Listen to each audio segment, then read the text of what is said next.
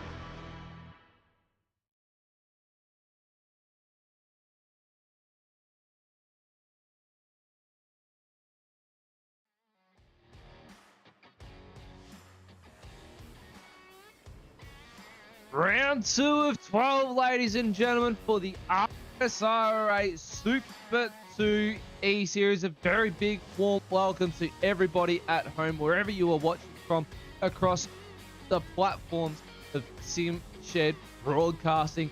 Down here in Birmingham, Alabama, at Barber Motorsport Park for the first round of the Super Sprints of this 12-week calendar. I believe there is 2 across the whole entire lot. Matt Davis, Dean Reddit, bringing you all the action live tonight, ladies and gentlemen, amongst this 17 and 25 lap race that we have in store for you tonight. So you get double what you've ordered, and it's going to be an absolute cracking one tonight. Dean Reddit, very big warm welcome to you, my friend. Welcome back to Monday Night Motorsport. It was actually a very big change because we're so used to the Wednesday night schedule that I almost forgot at about 7 o'clock Victorian time that I actually had to jump on and start getting ready for it. Well, warm welcome to you, mate. And how are you to start off with? G'day, Matty. G'day, everyone tuning in.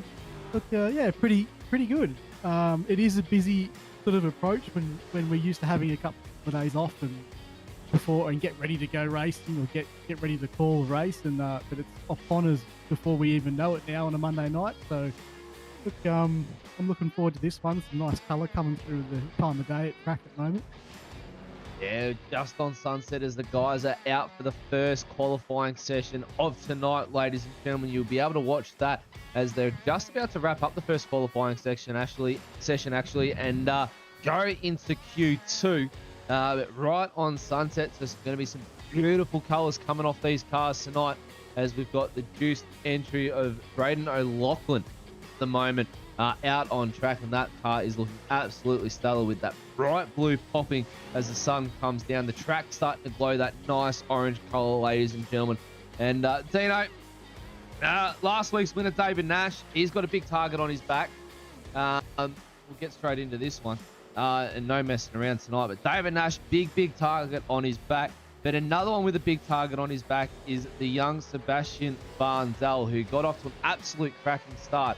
But due to a pit lane infringement, just saw himself drop back into the field, and with some nice strategy between him and his crew chief, was able to work his way back up to third position, hold it comfortably as well. So very easy, a very big target on both their backs. Dave Coleman as well, who placed in second position, he's going to have another target on his back for the drivers tonight to see if they can't piff him off the line here and in qualifying. So big names in the Super 2 E-Series so far that we're going to be looking out for.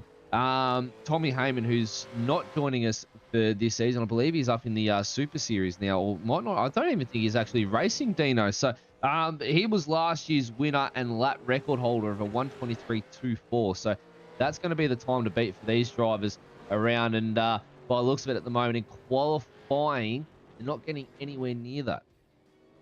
Yeah, look, Tommy's he's a fair racer, that's for sure. Evident by his Aussie race car win on the weekend at Simmons Plains. So that's why he's not racing with it at the moment. So he's on to bigger and better things. But the challenge is there for our drivers tonight. You know, a Super Series. I'm trying to get is it Super Series or Super 2 E-Series tonight? Super Series Sprint. tomorrow night. A Super Sprint is what I was going for. The Super Sprint rounds haven't been kind to Nashy in the past. He's usually done well in one, and then he's flopped in the other one. So, yeah, the pressure will be on him after last week to back up with 2 good races. You know, him and Seb stole the headlines from last week. Seb having that out-and-out ridiculous pace there at the first half of the race, and then Nash obviously getting the win later on in the race. But, you know, in all that, I think, you know, Dave Coleman's just basically a consummate professional, and his recovery drive went a little bit unnoticed, but, you know, on reflection, sitting back and looking over the race, that was a really impressive drive. And a Super Sprint round is tailor-made for him, someone that's just very consistent, can bank really 2 very good races to get the overall points haul that you need to win the round.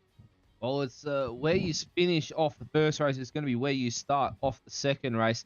No more reverse grids, which we're a little bit disappointed about in the commentary booth, Dino, because we know how much the spice and the flavour gets added to the reverse grid races, especially watching these faster guys come around, these back markers that usually aren't up at the front of the field, and those back markers tend to actually really put on the show and put on that drive of the night, and hold back these faster guys coming off these reverse grid races. So we're a little bit set to see to say farewell for them for now, but where you finish in the first race is where you're going to be starting in the second race. So it's all about capitalizing where you can. We'll bring the track calendar up for the season calendar, should I say, not the track calendar, the season calendar for you, ladies and gentlemen, because we didn't really touch on this in our opening show last week. Dino and I sort of got carried away in the moment and got lost in the moment as well of the opening show. But there we are, ladies and gentlemen, Monday the 28th of March at Barber Motorsport Park for the first of the Super Sprint round, 17 laps and 25 laps.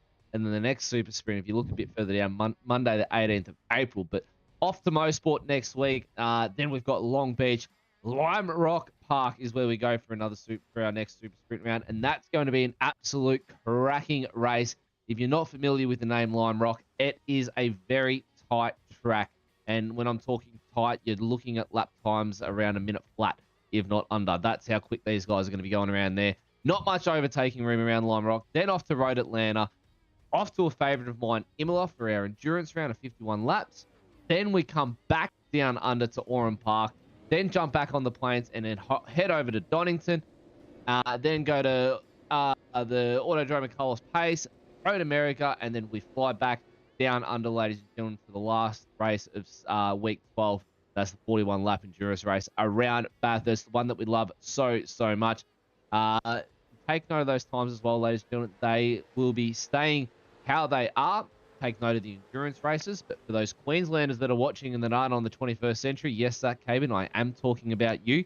You will be going an hour later on the broadcast as well as racing. So don't forget about the daylight savings change coming up. On to the itty-gritty business, though, Dino. And before we do, a quick look at the calendar there that we've just seen. Your favourite track to pick out of the 12 weeks this season? You know what? I have a soft spot for Donington. I actually just think that, yeah, I just think I actually really like lapping the cars around there, and I just have good memories from there, done well there. So that one just sort of stood out to me as one I looked at and went, wish I could have been part of that one. Yeah, Donington, I wouldn't say that's the first pick of the bunch for me, but definitely a favourite of mine's Long Beach. Long Beach is up there as one of my most highly rated tracks. I do love the street circuit style where you've got to be patient and wait for the drivers to fall away at the front of the field, and it does happen. Concrete barrier racetrack, it's going to happen. I've been fed into the walls there all too much. I still like that track. I got lucky. My first ever race at Long Beach. I came from the back of the field into 10th position, so I got really lucky, unlike yourself. But itty-gritty business, ladies and gentlemen. What's in store for the drivers tonight? And that only means one thing: the track map up on your screen, and we'll find out what's in store for these drivers for this Super Sprint round. See one of the Abrasics sim racing drivers is pulling off there. That's Sebastian Barndell. Birmingham, Alabama in the United States of America. We've gone over to Jeff Eddy's territory here, ladies and gentlemen, for a 3.83 kilometre circuit. 16 turns all up, 72 kilometre an hour pit lane speed limit. We're obviously racing on today's date, which is 28th of March 2022. 2 races tonight of 17 laps and 25 laps. We'll get more on the fuel stops as well in the last race. The first race is an all-out sprint to finish. Total races we'll cover is 160.9 kilometres, so let's just call it 161 and round it up.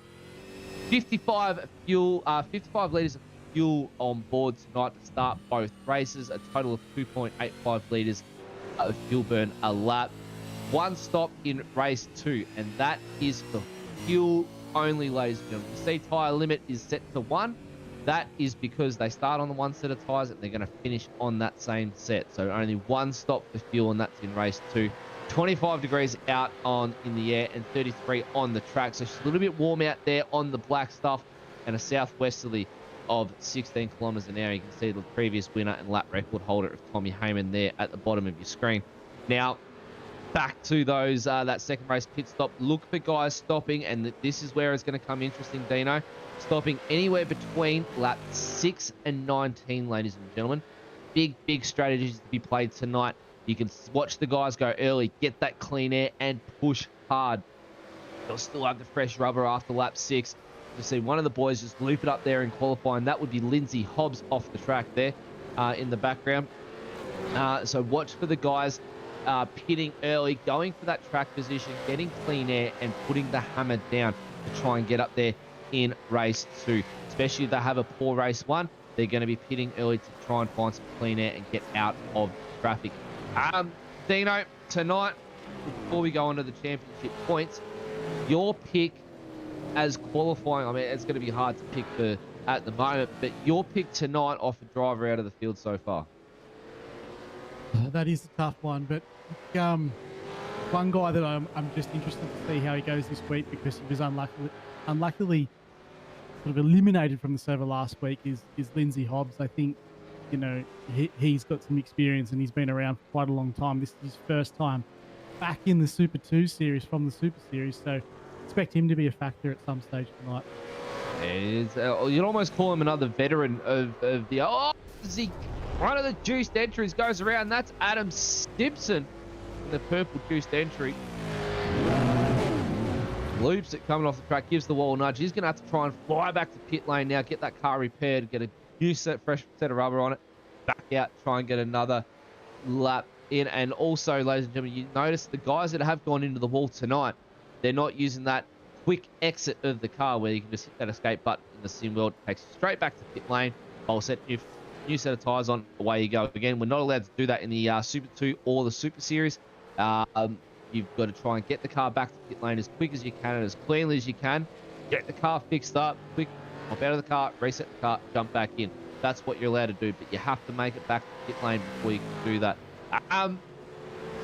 But no, Lindsay Hobbs, Dino, is a veteran of the RSRA. He's been around for quite a few seasons now. You'd almost call him the veteran like Nashi is of the Super 2. We've seen Nashi up here that many times.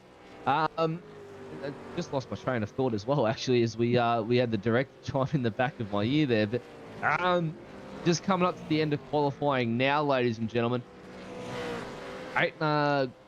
8 minutes 40 seconds to go, and championship points, that's where I was at, Dino. Let's find out who's leading championship points if you have been following us from round 1, which was last week. If you are just joining us, ladies and gentlemen, for your very first time, a big, very warm welcome to you, and welcome to the home of motorsports in the RSRA, or the Real Sim Racing Australia Super 2E Series. David Nash is your current leader on top of the board at the moment, ladies and gentlemen, 151 points. Dave Coleman down in second with 148. Sebastian Varndell, your top 3 so far, with 147. Dawson, Cooper, Crowhurst, Gaffer, Palamount, Schooler, and Hobbs will round out your top 10 right there. And we'll let those scroll on through as Dean, Reddit, and myself will have a bit of a chin wag here. Dino, looking to Barber, 3.8 kilometer track, super sprint round, very hard on the tyres. Yeah, and I don't know whether it translated across the screen or not very well. It undulates a lot as well, so it's very, very easy to make a mistake, grab a front tire or whatnot, and understeer off the track. So that's part of the track that I actually do like. It makes it interesting from a driver's point of view, going up and down and knowing when to be on and off throttle. So, you know, watch those drivers coming out of turn 2. You'll have an uphill run through 3 and then a downhill run into 4. That's sort of going to be your main overtake area, and that downhill section into 4 is going to ask a lot of the front tyres. So if you want to be really aggressive early, you're going to probably pay for it in the back end of the race. Yeah, definitely going to pay for it. Nashi just goes to the top of the timing tables, ladies and gentlemen, as you see on the timing tower on the left-hand side of your screen, a 1:22.30. Jamie Davis was up there till he got pipped by Alan Dawson on that lap there. It's good to see Jamie Davis up there at the top. We know he's quick around Barber. It's going to be a very contested top 10 so far, Dino. It's We got the tight. new driver of, or three new drivers to the series of Coleman, Mountain, and Crowhurst, as well as Farndale. So there's four. Nicola Tamore up in 5th position now as well. So that's half the top 10 are all brand new drivers to this series. So this is going to be very, very interesting to watch tonight to see how these guys handle the super sprint, as well as the new challenges that they face, as we mentioned last week, of trying to learn how these new drivers battle it out on track. And there's a couple of drivers now going quicker, so even the gap between the top 3 and the rest of the 10 coming down. So I think Dawson's just matched Varndell's time, but there's 2/10 separating Davis in 4th back to Coleman in 9th. So that's going to be, that pack is going to be something to watch. There's literally nothing in terms of lap time separating those guys. But yeah, again, it's Nash and Varndell. Dawson is a name that's sort of just going to start creeping up there a little bit more often. So they've got a little bit of gap over everyone else, but it's going to be a real tightrope at the start here. Oh, ladies and gentlemen, if you haven't already, grab some popcorn, grab a beer, grab a cold drink, because Varndell is on a purple flying lap right now. Let's walk it through right again as he comes through turn 15. Going to come across the start-finish line. What can he do? He's purple all the way around. Can he go to the top of the timing table with 5 minutes to go? Yes, he does. A 1:22.14 for Varndell. The young gun pips Nashy by 0.2 of a second. That's a very quick time. That's has Nash got time for a response, or need to find where he is on track? So he's out, so he's getting ready. So we'll have an answer to that lap. But that's a real benchmark. That lap, he's just gone. He's just not 0.2 out. So I think there's a few shadows creeping over the track. So we're seeing a few times coming now.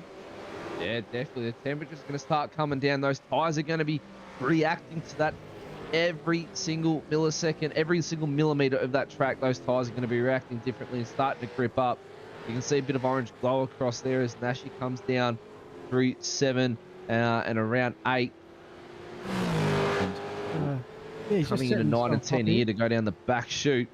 I was just about to say he's just setting himself up. He was right up behind the cars there, but he's just started to back off a little bit. The lap traffic around here when you're trying to set a qualifying lap, it's so hard. It plays a factor. So it does. Yeah, we've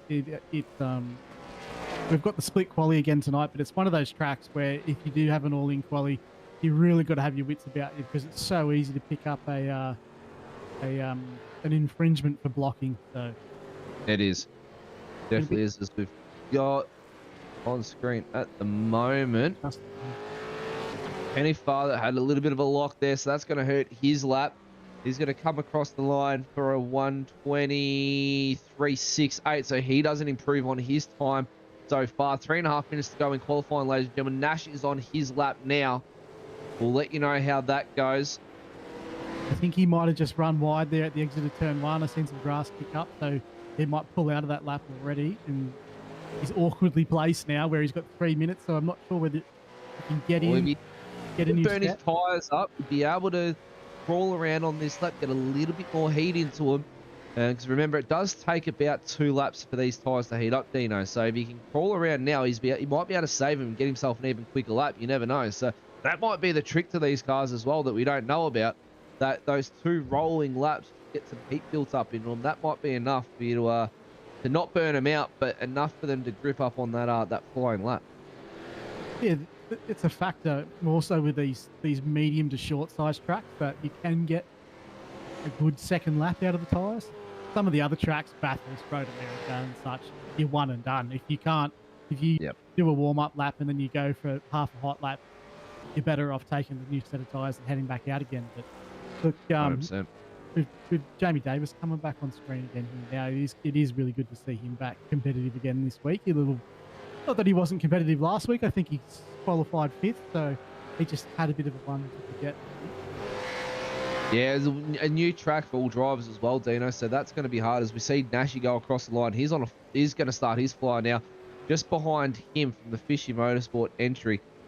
I believe that is Monday, Matty Monday from the Fishy Motorsport crew. I thought that was Coleman for a second, and Purple sector for Nash so far, out on track. He's on a fast one. Let's stay with Nashi on this qualifying lap. Minute and a half to go, ladies and gentlemen. If you haven't already, like I said, grab yourself a cold drink, grab yourself something to eat, some popcorn, because this race is going to be one that you don't want to miss. Nash on 2 purple sectors as he's coming down the back section of the track now, through 9 and 10 on the limit. Off the grass. He's off the grass. So does he abort or does he stay in it? He had a big Looks send like over the curves there. He's still on it. He's flying right now. He's got another purple there.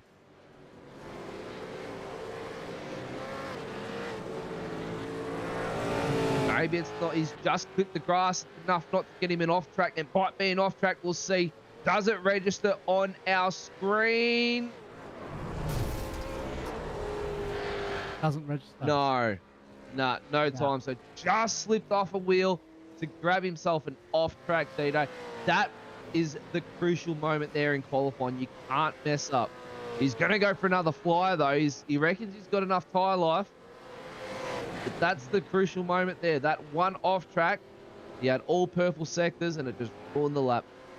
Yeah, he got a little bit too adventurous there on the right-hander before the straight. You see the car get really airborne, and then he couldn't get it settled quick enough before he ventured off track on the corner exit.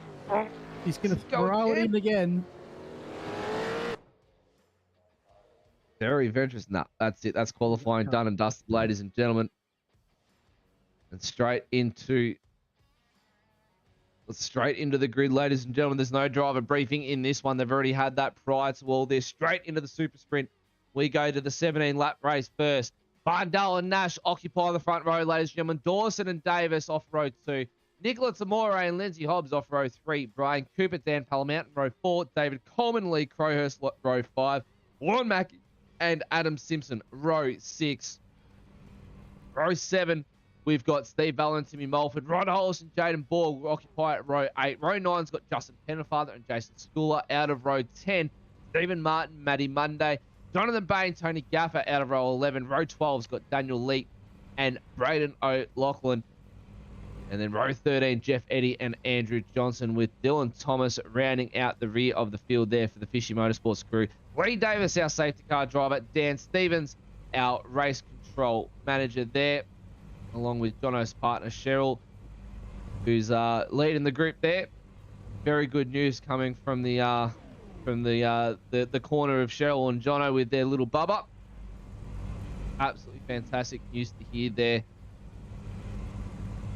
But we are about to go live, ladies and gentlemen. Green flag racing. Race 1 of 2 tonight. 17 laps up first, an all-out sprint. Waiting for the lights to come up on screen for you.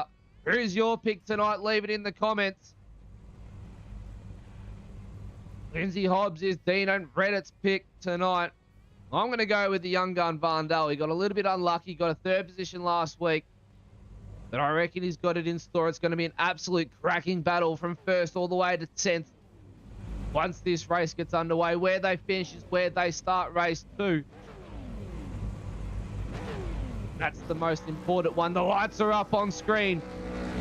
Round 2 of the RSR race, Super 2 E-Series, is green flag racing. Varndale with a great jump. Nash and Dawson with a horrible wheel spin. Tamore capitalizes.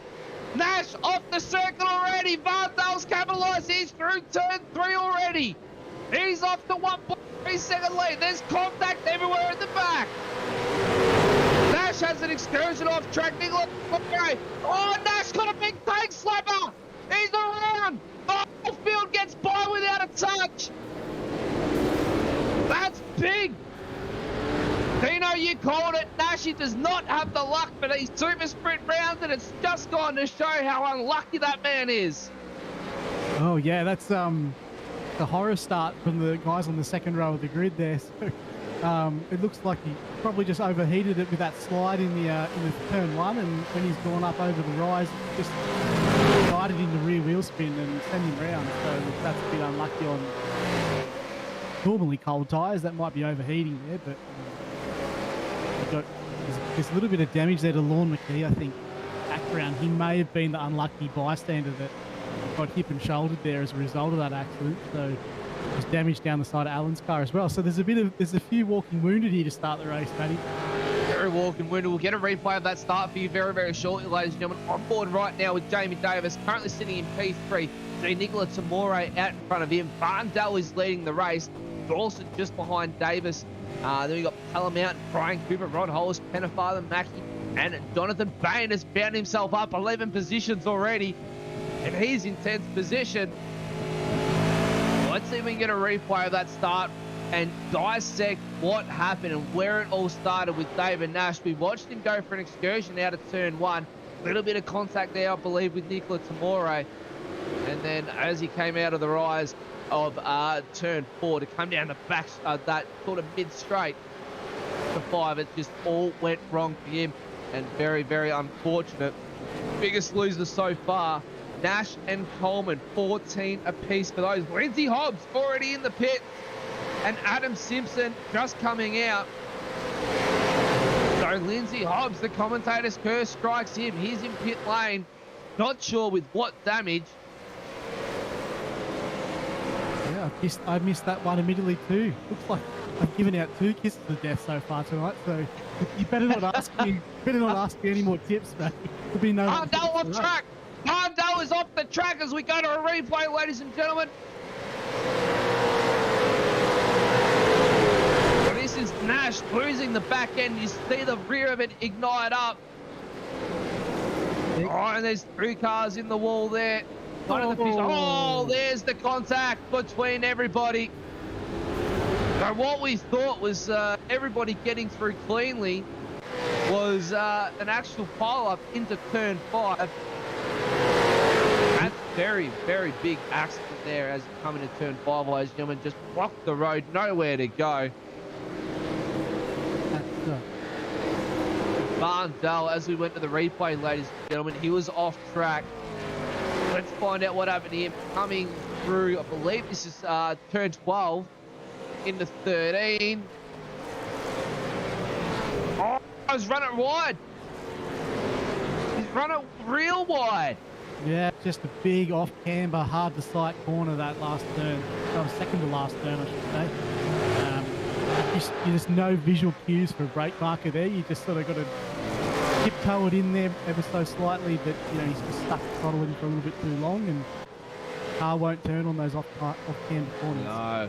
Nicola Tamore currently leading your race now for the first time in his RSR race debut. Debut was last week, but his first ever season in the RSR race. Got Jamie Davis, a well-known name, and Alan Dawson behind him. Palamount in 4th, Barndell in 5th, so he hasn't lost out on too much. He's now applying the pressure to Palamount, and Barndell goes fastest lap of the race with a 1:23.53. Just got to keep his head nice and cool now after that little off-track excursion and start to think of strategy. Where can he pit? Remember, lap 6 and, it's going to be an all-out sprint for this one, but he's got to figure out where he's going to be able to pit in the next race. He's going to have to start deciding and figuring out now where he's going to pit in the next race. This is a good little opportunity for him as he's putting pressure on Dawson. Dawson made some form of mistake. Palamount was able to get around him and get out to a nice little gap there. You see Sebastian Barndell now applying all sorts of pressure to Dawson. Yeah, it was Tamore just starting to skip out front of the pack there. I'm just going to say, it was an interesting pass on Dawson there, wasn't it? Normally, the car goes defensive like that into the corner. Palamount just essentially just drove around him, around the outside. It looked like he had no power. This is tight. That's a bold move, Dino. They're going to go too wide into the last corner here as well, and Dawson managed to fight the position and gets it back. Good little exchanges there going on. That was a very clean little battle right there in the last final corners. You both watched them light up the rear wheels. Barndell could have got the run. He went for the over-under to get the run into turn 1, but just couldn't get the drive. He lit him up. Now he's got Brian Cooper to Company, another top 5 finisher from last week, as they make their run down to turn 5 now. At 5 of 17, ladies and gentlemen. Nice little start to the race here. There's plenty happening, so the super sprint rounds never fail to disappoint in that category. Oh, they don't. That's for sure. You're going to get double the crank up the volumes tonight, ladies and gentlemen. See Timmy Mulford on screen there, the Phoenix Racing. He's got one of the Penrite boys. He's got the black mirrors. Yes, Jaden is black mirrors. So I've actually got it in front of me. So Jaden putting all sorts of pressure right now on Fowler. Actually, my apologies. It's not Mulford. There's the two of the Phoenix Racing boys now. Mulford's just a couple spots up in front of him. He's battling it out right now with Martin. Yes. Nash starting the run back. Just got round Bain. Just looking for where we are on track here. This is down in... Oh no, it's still in. It's still in 10. Right. He's in 10. Yep. Yeah. I was going to say it'd be interesting setup for race 2 if we had, you know, the likes of Nash and Coleman and Hobbs all coming from the rear of the grid. It was going to have a similar feel to a reverse grid race. It would, except you've got the fast guns up the front. Nicola Tamoro currently leading still, ladies and gentlemen. He's out to 1.2 seconds over Jamie Davis, but Davis has got Cullum out for some hot company. Then it goes back to Dawson and Varndale, then Cooper. But Dawson making it very hard for Varndale to pass right now, and Varndale's getting caught up. He needs to start moving. Be able to get back and chase down the leaders. They're not that far in front of him. But around this track, he's got to look. He pokes the nose up on the inside of Dawson. Not the spot to do it though. He makes Dawson run defensive and try and get him to run the poor line off the corner.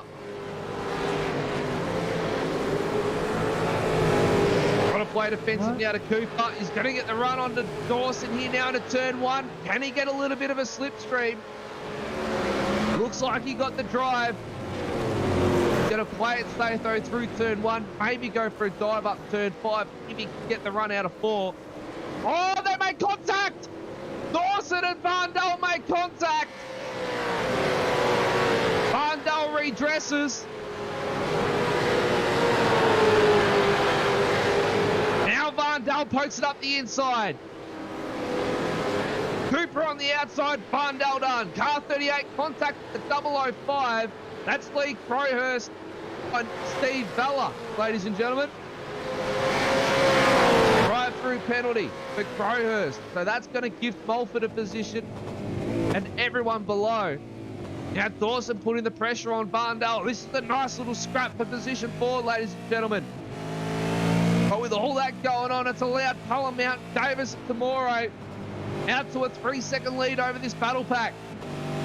Lap 7 of 17. Just it's really interesting how everything's just changed in the case of a week. We've got some of our usual suspects up here, but you know, Jamie Davis, Nicola Tamores just all of a sudden becoming red hot at the front of the field. You know, Nicola's coming from a pretty good stable there at Premier, so but just there's a slowdown there for Seb, I think. That might be. He's just pulled over.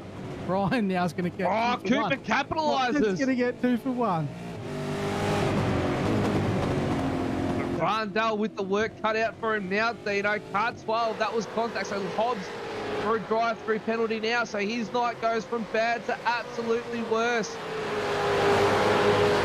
Dawson now runs defensive. He ran defensive, went back to the normal racing line. Varndale up the inside. He gets the position now. Dawson's going to come back. Varndale gets a little bit squirmy. Varndale's car is very, very loose right now, Dino, and that's not a very stable car to be throwing around Barber Motorsport Park. Yeah, equally though, I think Alan's not quite looking super comfortable there as well, so he's working really hard in there to hold that position and using up some of his tyre life. So I think that was about take 3, I think, from Seb, but he's got the job done now. So he can start pinning the ears back, and before we know it, we'll be at the end of this one. But he's just even important for him that he manages to keep a good amount of cars between him and David Nash and such, as they are at the front of the championship. It is early doors, but it's never too early to start thinking about championship points. Coleman starting to climb back. He's now in 15th. Nash inside the top 10 now. Is in 9th. Barndell in 5th. Got some work cut out for him to get to Coopers. You see Hobbs run out of the pits. He comes out in front of the leaders right here, so he's going a lap down. Done the right thing, ran it nice and wide. Davis starting to close down. Nicola Tamore, Dan Mountain as well following suit, so it's going to be on for the lead very, very shortly. Can Cooper and Barndell, Dawson and Pennefather start working together and make up this gap? I think Barndell's tyres are absolutely shot. Racing so hard on. The car 911, contact with the car 666, racing incident, lap 1. So that's contact between Nicola Tamore and David Nash. Class as a racing incident, which luckily enough, Dino, that would have seen Nash go right back to the back of the field again, and he'd have to do it all over. Yeah, look, that's probably why we didn't really catch too much of it live, but it just turn 1, so it didn't have too much of a negative effect. There's plenty of fun. Live to fight another day. There we go. Lindsay Hobbs with the 273 of Lorne Mackey. That's classed as a racing incident as well. So Hobbs not going to be seeing the pit lane penalty for a second time. We'll be probably counting his blessings from race control there on that one. But your current leader, the Frenchman, Nicola Tamore, the Premier Racing Team's corner. Got Jamie Davis and Dan Palamount for hot company. Yes, and this now gets interesting because Dan... Oh, Davis with the slide. Dan's going to put the pressure on Jamie, and it looks like he's going to get the run, and Jamie goes defensive down into turn 4. But Dan seems to be one of these drivers that just comes alive over the course of the race. We've seen it last week. He managed to fight his way all the way back through the field after an early race incident. And now again, he's just moving up onto the back of the top 2. And this will be interesting to see how Jamie responds, because Jamie's been tucked up now for a couple of laps and he's just dropped off the back of Nicola, so his attention's turned to Dan in the 3rd spot. Guys have gone backwards in that rearview mirror. They're not forward anymore. They're starting to lose on Nicola Tamore. Tamore's going to be rubbing his hands together behind that wheel. Dan Palamount has a couple stabs of that corner. Wasn't too happy with how it was. Jamie Davis with an off-track excursion. So the pressure's now forming from Dan Palamount. It's starting to crack Jamie Davis. No, he can't do too well under pressure, but we know he can race fast. He was a previous season champion. That saw him go up to the Super Series. That was at the end of last year. Hope you're enjoying wherever you're watching from, ladies and gentlemen, across all platforms of the Sim Shed Broadcasting Network. Big thanks to our sponsors, the Real Sim Racing Australia, Goodyear Auto Care Murata, FU Suicide, and Sim Shed Broadcasting for this one. Car 062, contact with car 4. That's Dawson and Barndell. Yeah, I believe that's a position redress. I think that's from earlier. So Yes, that's obviously what that redress was. Yeah, we've seen Seb, I think the sort of car contact come in turn 2, and then Seb redressed it down the straight. So that's well done. We've seen, it was an incident last week, I think, where a driver didn't redress. And, yeah, that is an option. If you do feel that you're at fault, you can just redress. Yep. And avoid that harsher penalty of the drive-through. Very smart of Barndell to do it so soon, though. He knew he made the mistake. And to be fair, it could have been Hobbs may have just turned... sorry, not Hobbs. Dawson may have just turned down on him that ever so slightly. But regardless, Barndell did the right thing. He just held back by a couple RPM, let Dawson back fast, and then it was on again. But now he's got the pressure on Cooper. These two are going to have to work together if they want to catch Dan Palamount in the next 6 laps. There's only 6 laps to go, ladies and gentlemen, of the first race. These tyres are going to be screaming right now. Demore, Davis, Cullermountain, Cooper, Varndale, Dawson, Pennyfather, Hollis, Nash, Schooler, your top 10 so far. He's just opening up that apex, isn't he, to try and get the drive back up the hill. And look, he'll want to make short work here of Brian, I think, because Brian sort of held that 4-second gap. He hasn't looked to close it down just yet, but the best thing that Seb can hope for over these last 6 laps is that these front three really start having some exchanges, and that'll bring him right back into the fold for a race victory, even with 6 laps on him to go. Lorne Mackey with another drive-through penalty for car contact with Lindsay Hobbs. That's the penalty you saw. So Lorne Mackey in the pits. He's in pit lane. Now watch Varndale here, ladies and gentlemen. He's very strong through the last bit of the circuit. Watch him come out that little bit wider for that run into the last corner. Going to try and set himself up down the main straight here to line himself up for turn 5. He got a little bit of wheel spin though, coming up through turns out of turn 12 through 13. Isn't where he wants to be, exactly behind Cooper. Big moment, so his tyres are starting to really heat up.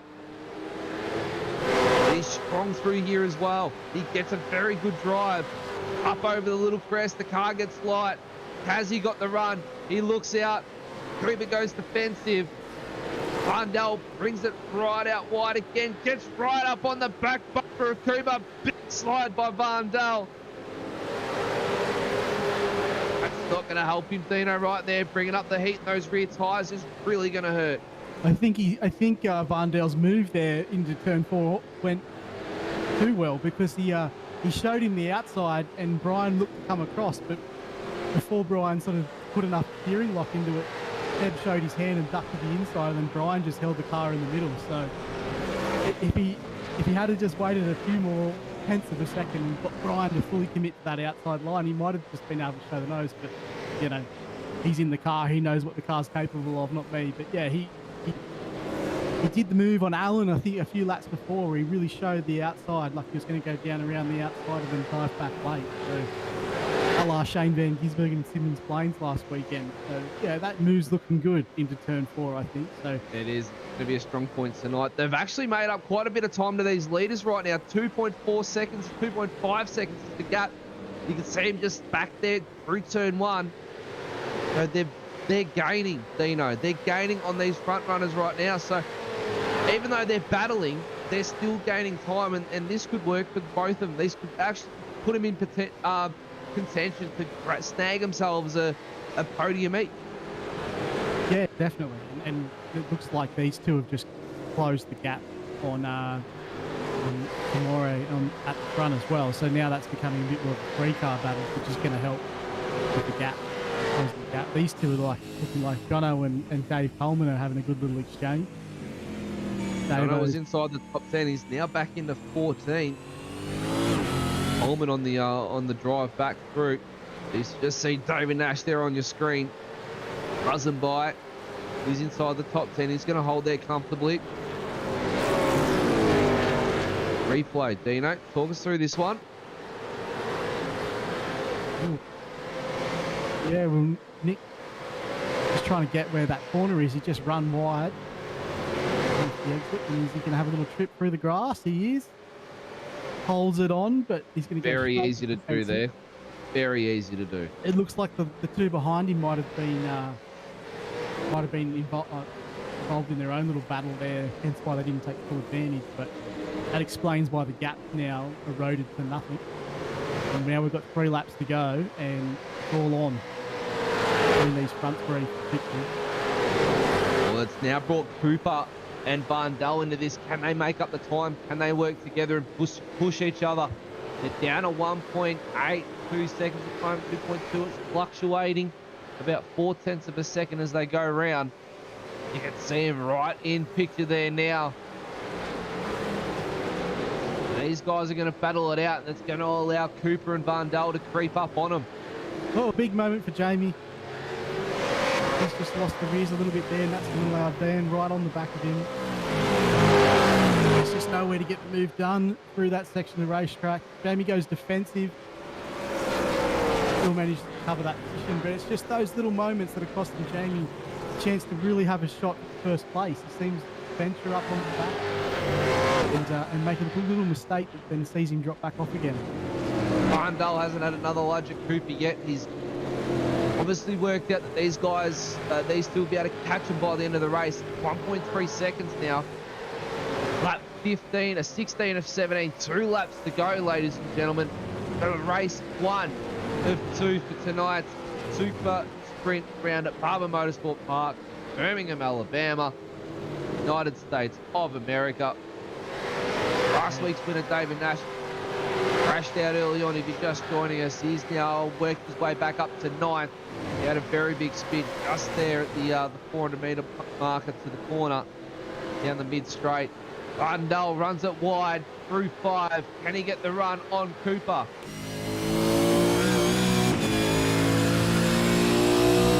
Where Barndale's strong. The tyres are just too far gone here. Runs out of track there, doesn't he, to make that extra speed count. His line coming out of turn 2 is interesting.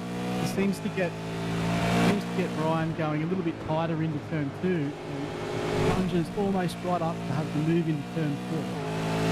And that's where he looks the most likely to get it done. But look, just an interesting note, if we do stay on board here, the lines through turn 2. Oh, big moment by Cooper. See if he pinches the brake coming through here. Don't see any lock on. Rolled through nice. Just loses a bit of time there. Bit of a squirm, bit of a slide by Barndale. That's not enough to have a run. He needs to be a bit closer than that. We've got the white flag this time by 2. So if it's Jamie's going to have a move for the lead, it probably needs to be in these next couple of corners. On right now for Davis. He goes wide. He gets drive off the curb. He wants to run down the mid straight to turn 5. Hard on the brakes by the front 3 right now. Cooper and Barndale right with him now. Barndale's going to go around the outside. He's going to try the long way on Cooper. He can't get it done. He needs to make that happen to get that top 4 spot. Nicholas Amore. Jamie Davis has had a moment. Jamie Davis has had a moment. He's out of the top 3.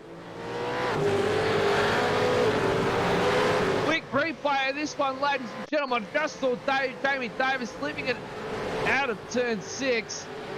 Good to catch that, mate. I didn't even see that. This is the run up. Big slide, big sliding, can't catch it. Bang into the wall goes Davis. That's where I saw it there. The gap between Kamora and Pelham Mountain. There was no blue and white car in there. So that's promoted Cooper into the top 3. Now can Barndale get it done on the last corner? No, he can't. Tamore, he's going to take his first checkered flag of the RSRA Super 2 E-Series in race 1 of 2 for tonight's action-packed racing. Pelham Mountain in 2nd. Cooper comes across the line in 3rd. Barndale not far in 4th. Jamie Davis sees it. The checkered flag for 5th. Dawson Pennefather Hollers. David Nash comes across in 9th. And Mulford hold out over Tony Gaffer. That's the last battle for top 10. Gaffer just misses out on the top 10. Mulford takes the checkered flag for your top 10, ladies and gentlemen. Nicholas Samore. It just went his way tonight. Unlucky for Nash. He qualified 3rd position, mind you. So that's a very good start there for Nicholas Amore. And then Nash had a bit of a moment. Then Barndale had a moment. That just granted Amore the lead. And he was able to hold his head high and look forward and not in his rearview mirror. That granted him his first checkered flag. And I believe it's going to be one of many this season, Dino. I'm just sitting here grinning, Matty. I just love just the unpredictable nature that this series throws up. That's just, if that's a precursor to our 2nd race, then I'm all for it. Really well done by Nicola. Got the assertive move done into turn 1, lap 1, and then was just in the right place at the right time to take advantage of those mistakes. But importantly, later on in the race, he was faultless in defense. So and didn't make the little 1% mistakes with wheel spin, running wide. We see him running wide a little bit, but those little mistakes that cost everyone else behind him. So a really well managed race and a well deserved victory. Yeah, an absolute fantastic victory there. We'll get these top 3 drivers up for a quick interview, Dino, before we start off on our second race. And the second race, a 25 lapper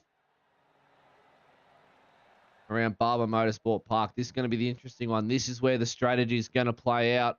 And we're going to be seeing quite a lot of strategies being thrown out. Lap 6 and lap 19 are the 2 laps that they need to pit up. But an old timer and an old friend of ours, Dino, Brian Cooper, joins us back in the booth.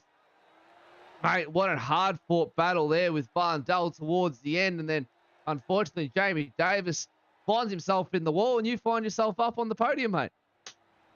Yeah, it was a good turn of events for myself. Didn't have the didn't qualify as far up as what I thought. We were all pretty close there, but had to start off in 7th, I think it was, and made my way through at the start, and an opportune at the end there with Jamie having a bit of an off, but the battle with Bundell was he was pretty competitive.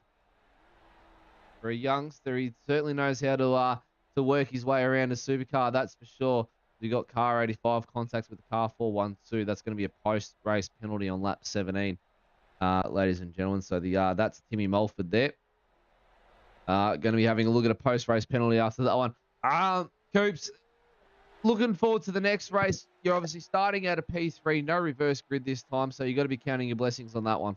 Yeah, for sure. It's a lot better than 7th in the first race, and if I can keep it up there and try and keep some of those faster guys behind me and try and move forward a bit. We're catching up to the other guys. I don't know whether they're battling them with themselves or not, but we're slowly catching up to them towards the end of the race. So, if we can at least be up there, it's I know all too well from last season at the points game and missed out on the first round of last season, which put me back quite a bit. So, they're definitely points.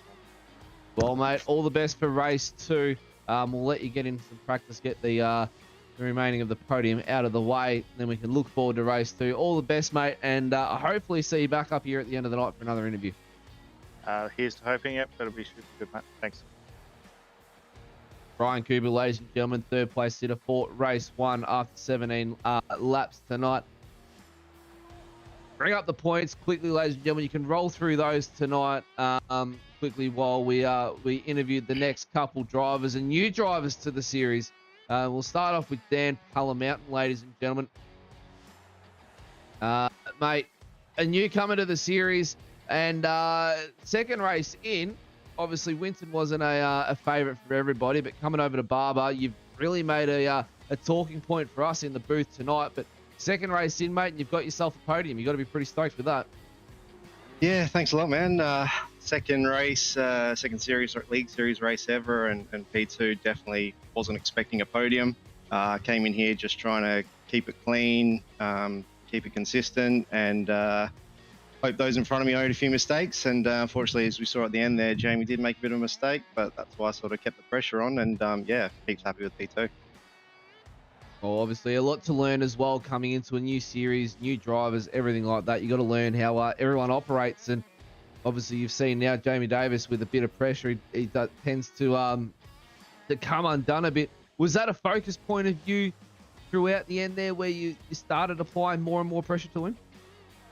Yeah, absolutely. Just trying to keep the pressure on as much as I could. I saw the guys behind us closing. I knew I was a bit quicker, but I just couldn't quite get the run and get the move done. So just apply the blowtorch to the back and see what happens. Well, mate, you've got starting out a second for the next race. What's the main goal out of that one? I don't know. Probably just keep it clean and take the win, I guess. Well, mate, all the best for race 2, and hopefully you can keep it clean. There's obviously already been commentators cursed by Dino tonight, and he's already seen 2 of his drivers that he nominated already into the pit lane. So, well, mate, all the best for you. We wish you the best of luck, and hopefully you can bring it home for another podium, if not a round win tonight. Awesome, man. Thanks a lot. Appreciate it. Dan Palamountain, ladies and gentlemen. On to another new driver, ladies and gentlemen. We'll find out the correct pronunciation, but I believe it is Nicola Tamore. Am I correct, mate? Definitely wrong. Definitely wrong. No. Boy! there we go, Dino. I have only ever had one commentator get it right, so it's Spanish in origin, so it's timorous. Ah, timorous. Did I not say that last week? It could be Spanish. Yeah, it might be. Yeah. Well, it's great to have you come in and correct us on that one. That's for sure. That's all right. Well, mate, you got to be pretty stoked with that. Second race in for a new series, and you're taking out the checkered flag. Yeah, Winton was a bit of a shit show. I was away for 2 weeks with work between the Top Fuel Series and TCR Australia. So I got no practice in ahead of the race for that. But I've been home all week, so I just knuckled down, did some laps, did some practice. Had my mate Wade, giving me a hand, helping me with setup, lines, helping me protect the tyres. And ultimately it was going to be that, a race of tyres. And had a crack into turn 1 and then just eyes forward. And yeah, unfortunately the pole sitter spun off in the grass at the end of the first lap and just kept my eyes forward and chugging forward. You had to count your graces after Seb Van Dal had a little bit of a moment, ran wide coming through his 13-14 there. And he sort of capitalised on that and never looked back, really. He had the pressure of Jamie Davis, but then obviously Dan Palamountain behind Jamie was really applying that pressure and sort of helped you maintain that lead a little bit. Yeah, as long as those two kept going at it, I always had a buffer zone to just keep optimal tyre life and not overwork them. I made a few errors as expected. I was pushing to use a bit more of my off-track allocation towards the end. But yeah, I knew where I was stronger. I knew where I was weaker. And all in all, man, I just had to maximize where I was stronger and minimize where I was weaker. Well, I'll give you one word of advice. Don't allocate too much of the off tracks because remember that's the bonus points for clean races. And that could be the difference between a round win for you or a round win for Dan Palamountain. So just be mindful of that one. And obviously the viewers at home, they know all about that. They've been following it for quite some time now. Mate, look into race 2. We now include a pit stop. Grab a quick one before you go off and get some practice in quickly, mate. Strategy is going to be a big one next race. Yeah, haven't planned any of it. I thought I'd use the time, but here I am. I have a broad idea what I'm doing. Obviously, it's just going to be fuel.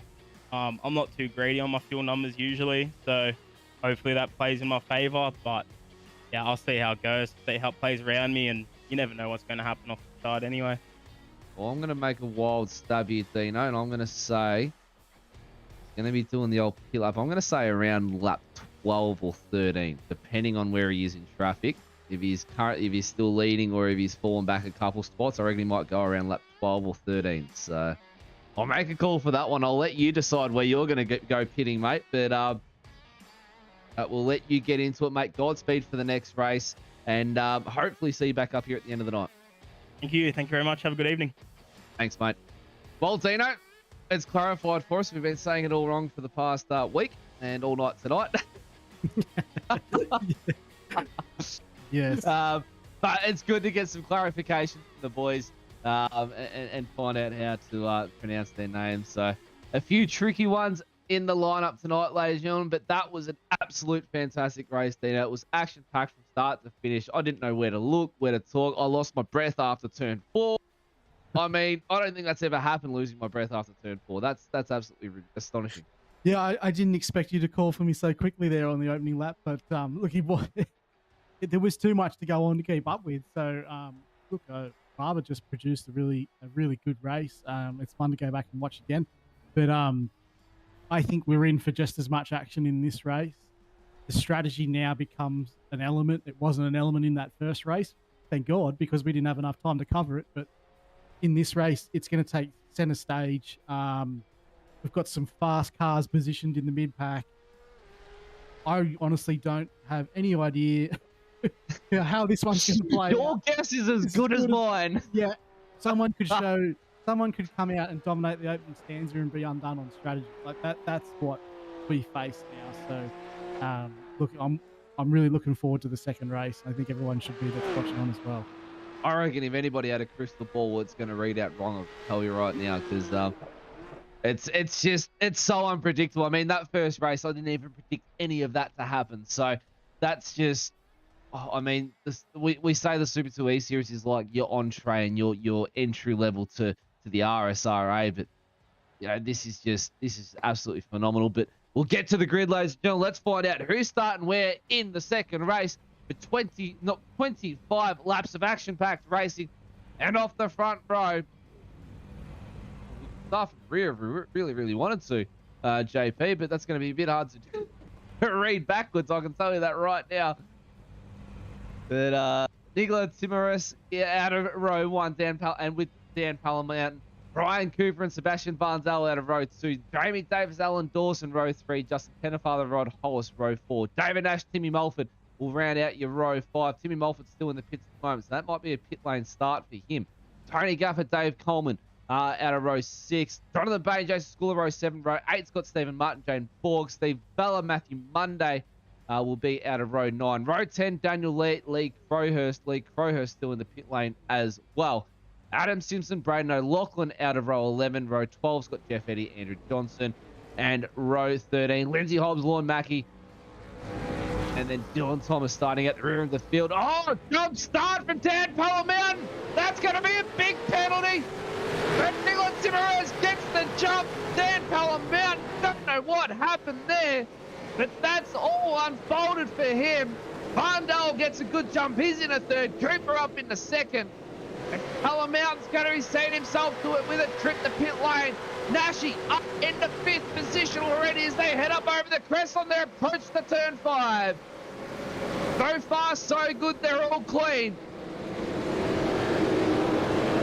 Hobbs and Mackey had a pit lane start by the looks of it, along with Mulford and Crowhurst. The bottom 4 drivers with a pit lane start so far. Coleman in the middle of the pack there. He's inside top 10 now. Jamie Davis down in the 7th. He lost a couple off the start. Same with Dawson. Biggest mover so far off the start. Jason Schooler, he's up 5. He's now 9th. It's bumper to bumper from the front to the back so far as we head up to the top of the track. Through turns 12 and 13. All drama at the start of the race, Matty. It's crazy. Let's around. There goes Dan Palmermountain to the pit lane. So that is a big iRacing penalty for that one. And Dana, I'm not sure if I'm correct on this one, but I believe it's a stop and hold penalty as well. Yeah, it can be. The jump start penalty can be very severe. You see drivers in the iRacing service that get them, they can actually just plant the throttle and go because you want to get back to the pit lane as soon as possible. Dan did the sportsman thing there and just waited, but I've seen guys just take off. Basically, once you jump the start, there's no coming back to that, and you just got to get back to pit lane as quickly as possible. It's exactly the start Seb Varndell was looking for, and Brian Cooper. They've managed to dislodge one car out of the way in front of him, and now they're applying the pressure back with Nicola. Crucially for Nash, he managed to clear a few cars at the start, and he's now back up into 4th spot. So he's going to be looking to put some pressure on Sebastian pretty soon. Dan Palmermountain, if you had kept going, Dino, I reckon not just iRacing, but race control may have had something to say and may have gaining a bit of an advantage by bolting off the start line there. iRacing, oh, there we go. We just heard it from our director. iRacing would have booted him completely out of the server if he had just kept going off the start line and not held up for the green light to go. As we watch Cooper get very, very loose, Varndell makes the move on him. He's currently in the lead. Varndell 124.42, fast lap of the race. Nashi 124.22. Nashi on fire right now as he closes up onto the back of this battle pack. It's going to be all out onto the race lead. 25 laps of action-packed racing, 1 pit stop in the middle of it all. Lap 3 of 25, ladies and gentlemen. And look for that starting to watch cars peel off at lap 6. For Timoris, Varndell, Cooper, Nash, Pennefather, Davis, Dawson, Schooler, Coleman, and Bain, your current top 10. Paddy Monday up 9, Steve Bella up 14, Gaffer up 10, Mulford 11 as well. Nash though, 22 positions he's made up according to my timing screens right here. Simmeray is on the grass. It's going to allow Vandal around the outside. Vandal goes a little bit too wide, but he makes it work. Vandal makes it work out of nowhere. Goes full send mode up on the inside of the 666 and made it work. That's a bold move, Dino. That's commitment. Wow. That's just total commitment. You need commitment to make a move, especially in this section of track, but anywhere on this circuit. Once again, we just see Nicola catching too much of that inside curve and the car getting up on two wheels, and that's giving Seb to run down into the chicane. Briefly video there. Oh, that was. Oh. There was a cigarette paper between the bumper bars. Not even. There's a paper. There's a slice of paper, Tino, between those two cars as they came across one another. That was insanely close. Look at this, ladies and gentlemen. Super slow-mo. Vandal on the outside. Nicola on the inside. Look at this for just Nicola just being totally aware of how close he is. There would be... you're lucky that both bumpers are white, because I reckon there would have been shades of different paint across each, but the front and the rear bumper of both cars. All of that, Cooper's got around Nicola right now as well. Nash putting on the pressure in the same spot. That Vandal got around him. Little bit of contact there between the two. That pushes Nash wide onto the grass. Nash goes off into the wall, just misses it by the looks of it. He's just kept it out of the fence. Oh, this is all on at the start, Dino. Yeah, that one looked like there was a little bit of like a gap between the cars, I think. It's just like a little bit of a netcode unsettled. Like I was about to say before, between Seb and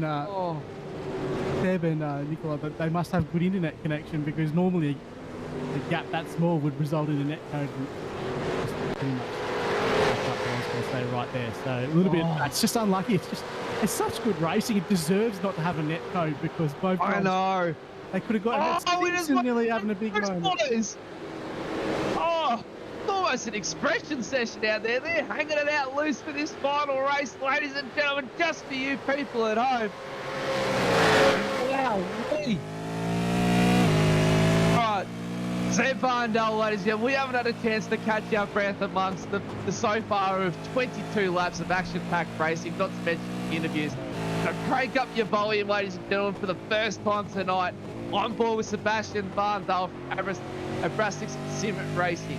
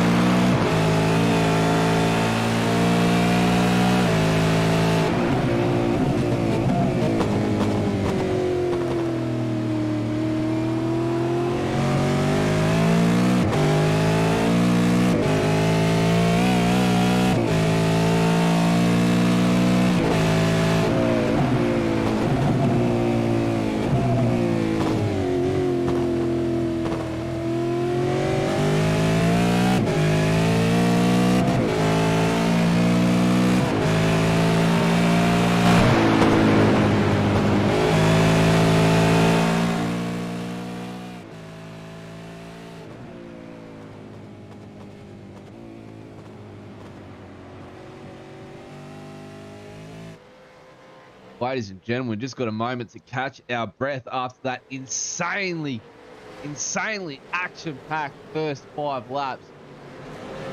1:24.15, fastest lap of the race goes to Sebastian Vandal. And when I'm talking fast, that's nearly an entire second faster than the entire field right now. And Brian Cooper 2.9 seconds down the road from Vandal. So Vandal is starting to check out, ladies and gentlemen. Can anybody catch that man tonight? Nash, after that ordeal, he's in 8th. After that big ordeal, almost meeting with the wall again. He's down in 8th position. He's got a lot of work to do. He's just behind Coleman in 7th there. Jamie Davis sees himself in 4th. Pennyfather up in 5th position as well. Yeah, good little recovery there from Justin. You know, he'll work his way back into this series. If memory serves me correctly, I think he had a top 10 finish in the Super Series last season, championship-wise overall, just a consistent driver. So I was a little bit surprised to see him struggle last week, and you know, I think he will start to become a bit more of a factor as we move on deeper into the season. Well, as I stated last week, though, being the new track, no setup available to everyone from all these setup shops that we do have widely available in the sim racing world for the official iRacing calendar weeks.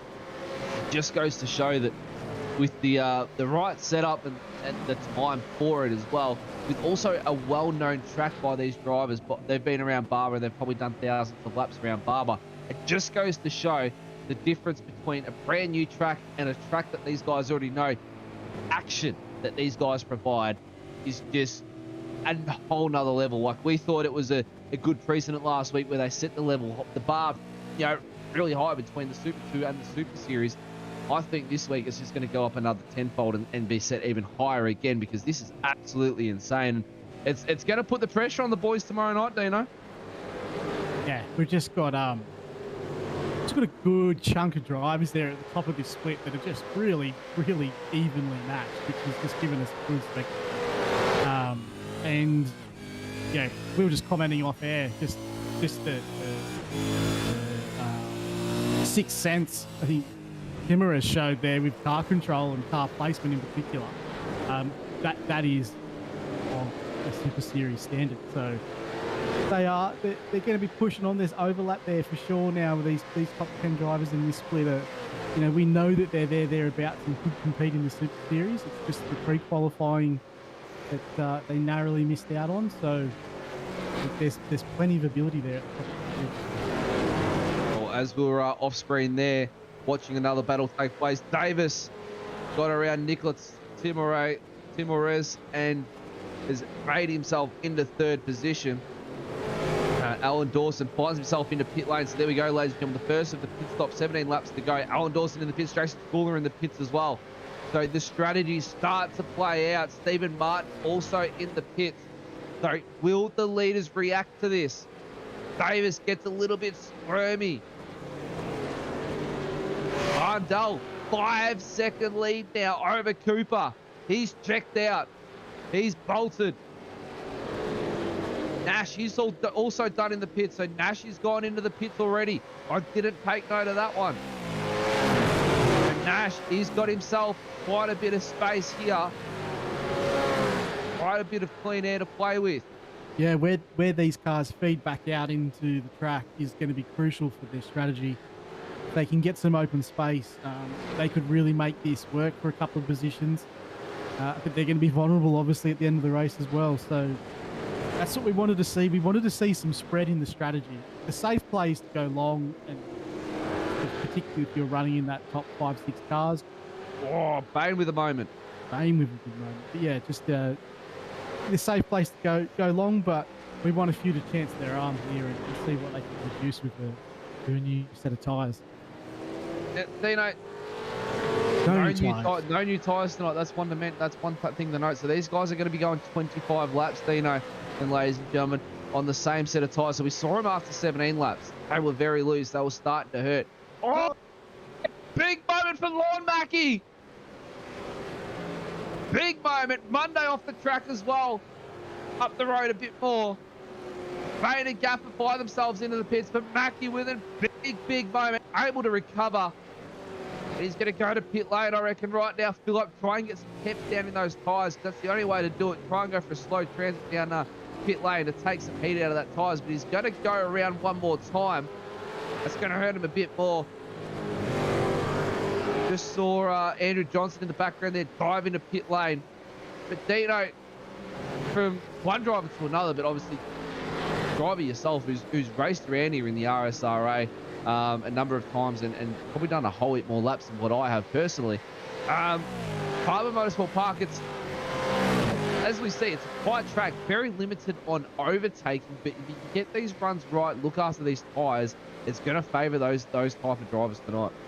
Yeah, and it's a track that really rewards consistency.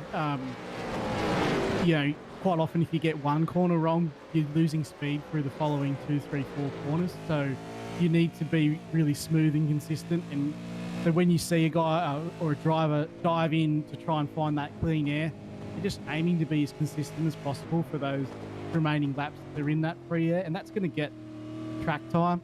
The position on track, but I find it a really enjoyable place to lap. These undulations coming up here through turn 3, going down into turn 4. It's always offering something different every corner. So it can be frustrating to try and pass people, but you know, there seems to be plenty of mistakes made by other drivers here, so you're never really out of the equation. Lap 11 of 25, ladies and gentlemen. On board with Sebastian Varndal just there. Nice onboard shot too. See Justin Pennefather, that bright SimShed broadcasting livery really stands out on track. And out of the backwind right now of, I believe that's Timmy Mulford on your screen. No one behind him. He might have gone the early pit again. No, he hasn't even pitted yet. He's up 18 spots from where he started. He's now in 10th position, Dino. So he's made a very, very big move. That's usually Tim is one for the early pit stop, but we know he started out of pit lane this race. He did start out of pit lane. Yeah, he might go the reverse so long.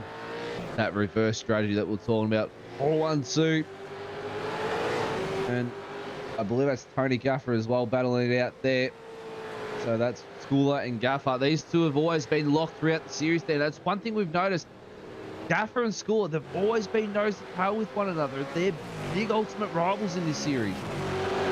There's a good little conglomerate there that... There is. You know, we usually see a train that features Gaffer and Schooler and Steve Martin and then John O'Bain. The list goes on. And they're always fighting over tooth and nail every week. So I think they use each other as a barometer of how they're going as well. A couple very big rivalries and a couple big battle packs that do form between those drivers. And if you've been a long-time follower of the RSRA, you would have noticed that. Looking at the back now of Brian Cooper on to the front end of Jamie Davis there. Oh! Davis with a big moment! Oh, it's airborne! Let's get an onboard shot of that one, why don't we, if we get a replay? That's a wild ride by Jamie Davis. And he didn't lose much time either. Wowee! It was big moment by Mulford. It was Mulford. Oh, was that? Yeah, it is Mulford. Let's look at this, ladies and gentlemen, on board here with Jamie Davis.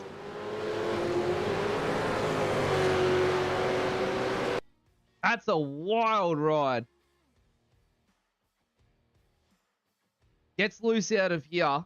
Yeah, he's going to touch the grass. Is he on the exit? Touches the grass. Flicks him to the right. Does a bit of mowing for the Barber Motorsport. Then bang! What a ride! And he's still skating it back on the foot of track. air on that one. He skated it all the way down the straight and managed to turn it in for the corner. So that's not a bad piece of car control there. That's cool. What an awesome slow-mo too. Oh, that was unbelievable in slow-mo. There would have been 3-4 foot of air under the back end of that Ford Mustang right there. What a wild ride for Jamie Davis. Luckily enough to keep it out of the wall.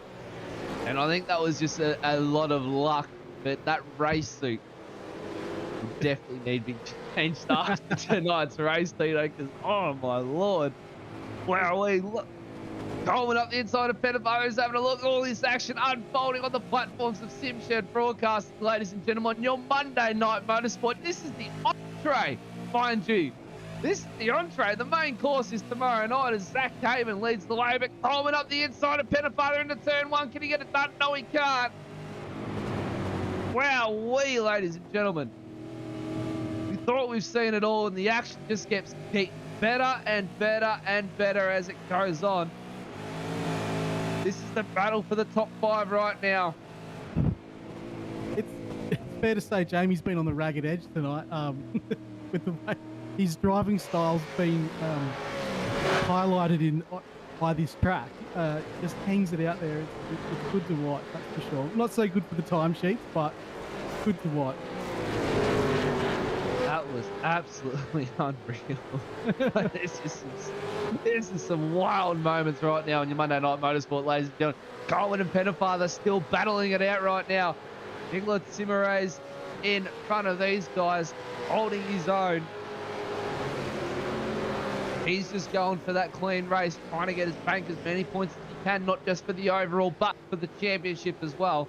Varndale, 5.8 seconds out over Brian Cooper right now, your current race leader. That young man has just sent the full send card and said, see you later. Coleman dives into the pits. He can't find a way around Pennefather, so he's going to go to pit lane. He's going to try the undercut. Yeah, it's a and good get option. around Pennefather, and a very good option right now. 11 to go. Yeah, we got the actual majority of our top 10 still haven't pitted yet. So David now removing himself from that list. So the top 8 cars are still staying out. We get to see how the early stoppage strategy will play out there. Just Al Dawson now on Bella. So these guys that have pitted early are still trying. Well, they've caught the mid pack now, and they need to make short work of these guys. I believe Nash got around Dawson in the pit stop, I think. And he's just got around Coleman as well. Coleman's come out just ahead of these guys right now on your screen. There he is right there. He's in the mix of it now. Yeah, that last little exchange there probably cost Alan a little bit of time. Otherwise, he would have been able to get out in front of Coleman. So now these guys will really want to buckle down and you know, not that Alan will probably be aware, but Dave doesn't want to be held up. He wants to make the undercut work on Justin. Pit stops ranging anywhere between 10 and 12 seconds. Dino right now. Hobbs. What's happened to Hobbs? A blown motor. Got to get all the way back around. Oh no, there might be a bit of front end damage on that one. Let's get a replay of this. Yeah, it's front end damage. There's no front end left of Hobbs. But Hobbs comes through one. Oh, catches the grass and bang into the wall. Yeah, he's really missing the front end on that one, isn't he? Don't know how we didn't see that, but let's keep an eye on Hobbs here, because the blown motor is going to have to try and limp this back to the pits as slow as he can and not hurt this motor too much. Otherwise, it's going to bring out the first safety car of 2022, but I don't think it's going to happen. Very, very slow Hobbs out on track right now. Varndale is catching up to him. But I think Hobbs might be clear. Or is that the final? That's the final puff. There's no engine left. That's final puff. This is going to be a safety car. He's cut the track. He's got out of Varndale's way. He's got to get up over this rise. It's a big rise too. This is going to be hard for Hobbs to get it back to the pits.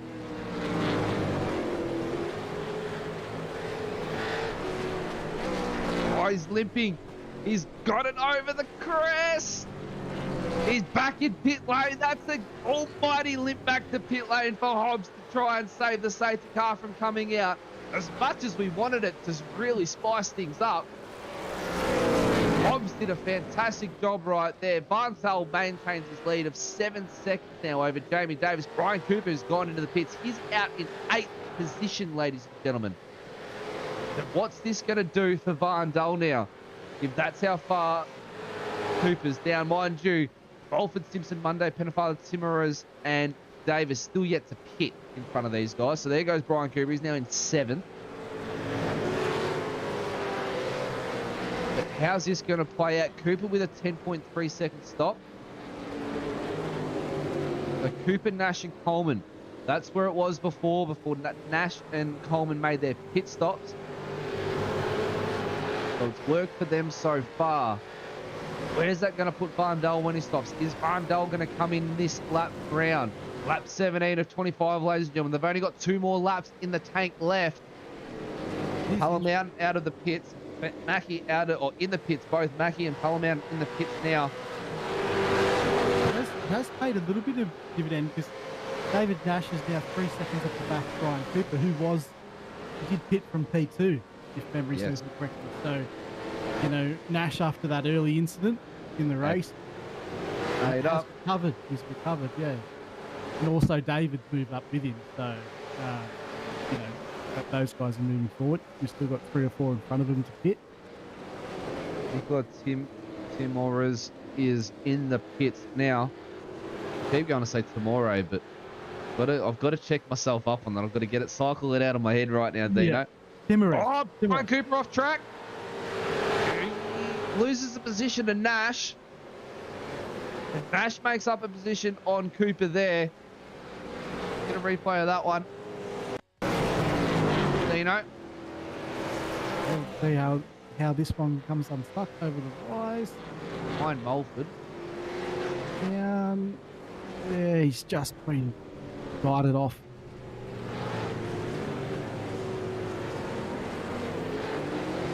It's a tricky spot because if you can't get it back on track just before that pit lane entry, you get that little bump and it just unsettles the car and you just can't get the power back down off the other pit entry asphalt there. As you see now, Cooper and Timorez. Big factor in. Timorez is fed back in behind Nash, so yeah. That's really worked for Nash, hasn't it? Really worked out well for Nash. You know, Van Dal still gets a pit. Yeah, despite the mistake from Brian, he's managed to come back out in front of him as well. So, yeah, look, I'm surprised by that, to be honest. I actually thought the guys at the front would have held that spot. This goes to show some clean air racing. Makes life a lot easier, and even though Cooper had the clean air in front of him with Van Dal just check it out, just didn't help him, and Nash just on the power train right now. Nick's back in the pits.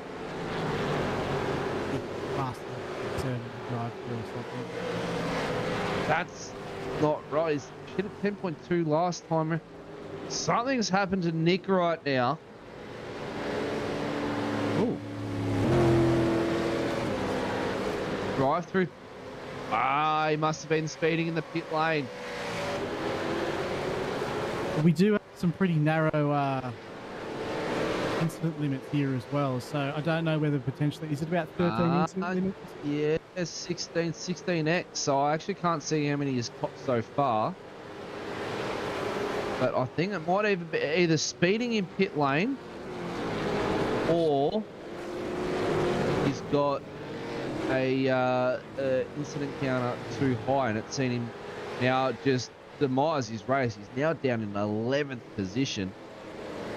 Pennefather now sees himself into the pit lane. Van Dal going for one more lap. This is lap 20, ladies and gentlemen, so he's stretching it. He's had all the clear air up front, though, so he has. He's just maximising that and maximising that. And this is the tricky spot now for Nash in behind Mulford. So he's got to be careful.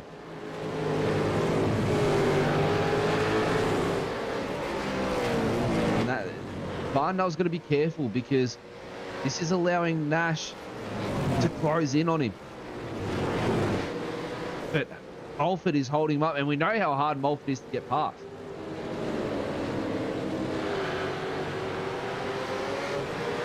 Yeah, this is the tricky situation where you got a car that's going with super long strategy and stayed out and got the track position, and also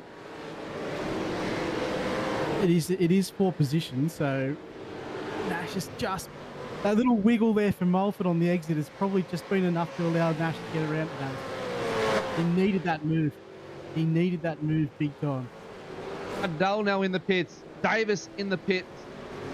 This will see Mulford go to the pits as well, so the long run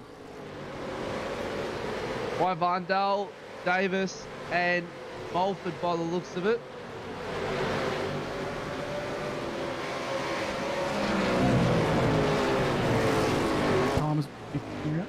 Van Dal in the box. Where's this going to put Nashy? That could be a costly cut, half a lap there, stuck behind Barndale Malcolm. out. Davis still up on the jack. Yeah, Drop Davis off the tracks now.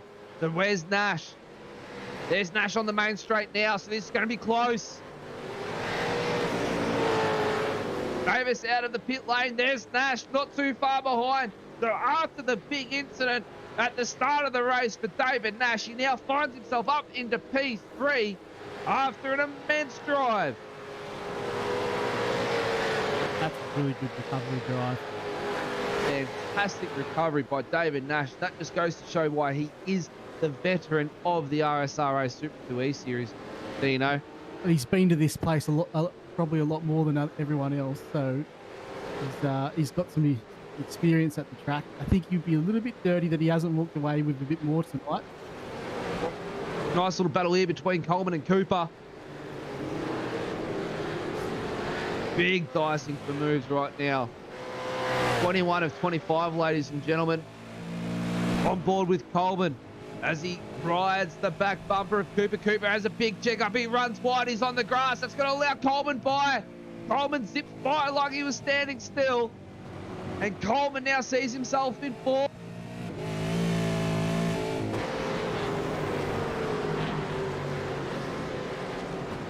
This is going to change up the championship lead as well, Dino, with how things sit right now. Nash, he had a poor first race. Coleman wasn't too bad, but Barndale finished up there and very high. And he's also, by the looks of it, he could go on to get the race win tonight in race 2. So that's going to bank him a whole heap of points again. Yeah, and it might give him the overall as well. This might give him the overall as well. Yes, it will. Hulla Mountain down in 23rd position. Nick's down in 8th. So this might give Barndale or Jamie Davis the overall win for tonight. Calculations in your head, ladies and gentlemen. That's 2 P2s. Oh, sorry. Jamie Davis was at a P5. They've got the points for pole position.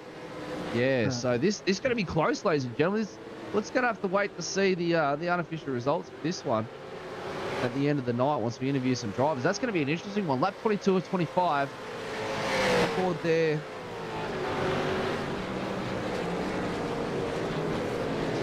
Fourth, Jamie in 5th. So this is going to give Sebastian Barndale and win. Our director JP's just whispering in our ears.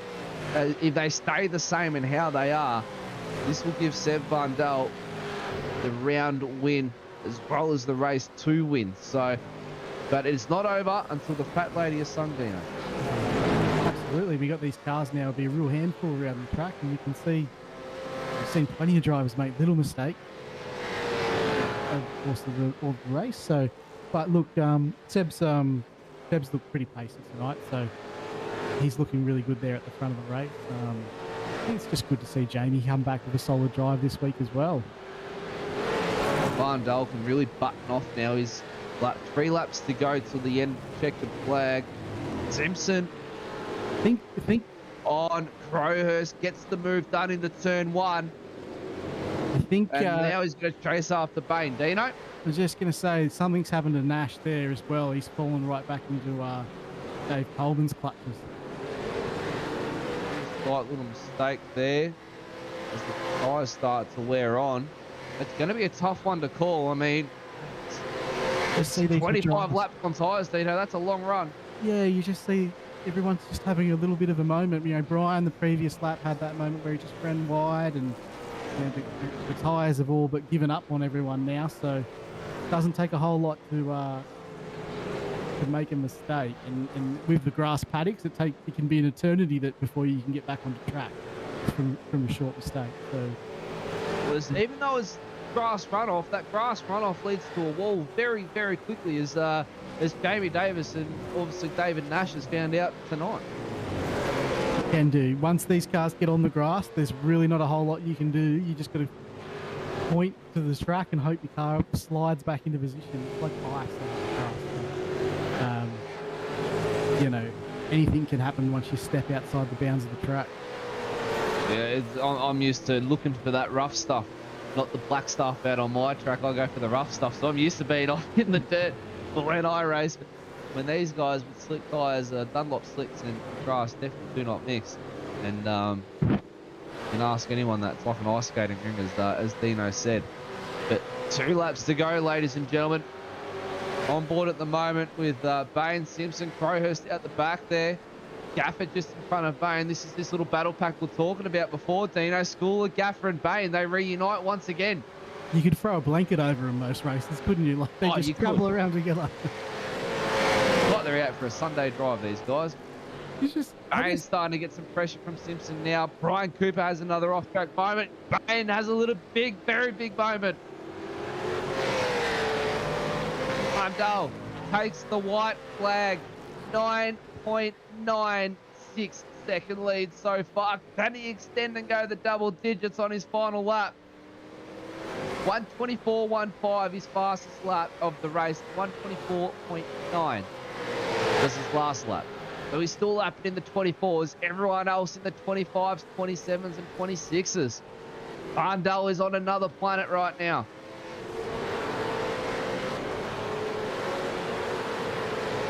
The new team, Nebraska Sim Racing, making a name for themselves in the RSRA by going to claim a checkered flag tonight. The young man had an unfortunate first race. Caught the grass out of 13 and had to find his way back to the blacktop. Now, race 1, capitalised on all the mistakes at the start. And he's seen himself lead from the start to the finish. Through the final couple corners. Not sure if that was a moment or if he was meant to have a little bit of a play. Runs it wide. Sebastian Vandal comes into the final corner to be greeted by the checkered flag. The young gun Vandal comes across the line for race 2 in first position with an outstanding 10.5 seconds to spare. Absolutely blitzed them in race 2. Showed early doors in qualifying that he was going to be the one to beat tonight. Getting that fantastic lap late in qualifying to beat Nash to pole position. Didn't quite go his way in race 1, but the second race, he just made short work of the guys in front of him and just bolted for home. One of the drivers that really didn't put any foot wrong in the second race. So, that's about the only word that comes to mind. Jamie Davis gives him just a little virtual bump to say congratulations. There is obviously, you can't see each other waving. And obviously there's no communication talks within the server as well. That's one rule of the RSRA that we have, is no communication in the server between drivers. Only race control's allowed to communicate that. And if you do get caught talking, it is a pretty hefty penalty that gets handed down to these drivers. But a virtual bump to Sebastian Vandal there by Jamie Davis. Quick flash of the lights by everyone else. Wish congratulations on his first ever race win in the RSRA Super 2E series. Is this the start of a winning streak for this young man? Big celebration starting to begin for him now. How about the rest of the field, Dino? Davis, Nash, round out your podium. Coleman, Cooper, Dawson, Pennefather, Timmerers, Monday and Schooler round out your top 10. That's an absolutely cracking top 10. Few new names, few returning veterans. That's an absolute cracking top 10 there, ladies and gentlemen. That's just what's going to be in store for the rest of the season right now. We thought last week it was, we saw the precedent, but I think this week it's changed it up completely. We've got complete new drivers up the top again. I think that's going to change again next week, Dino. Sebastian Barnsdale comes across the pole line. And he's going to have his first ever celebrations in the RSRA Super 2E series. Crank up the volume, ladies and gentlemen. Listen to the young man celebrate his first ever race win.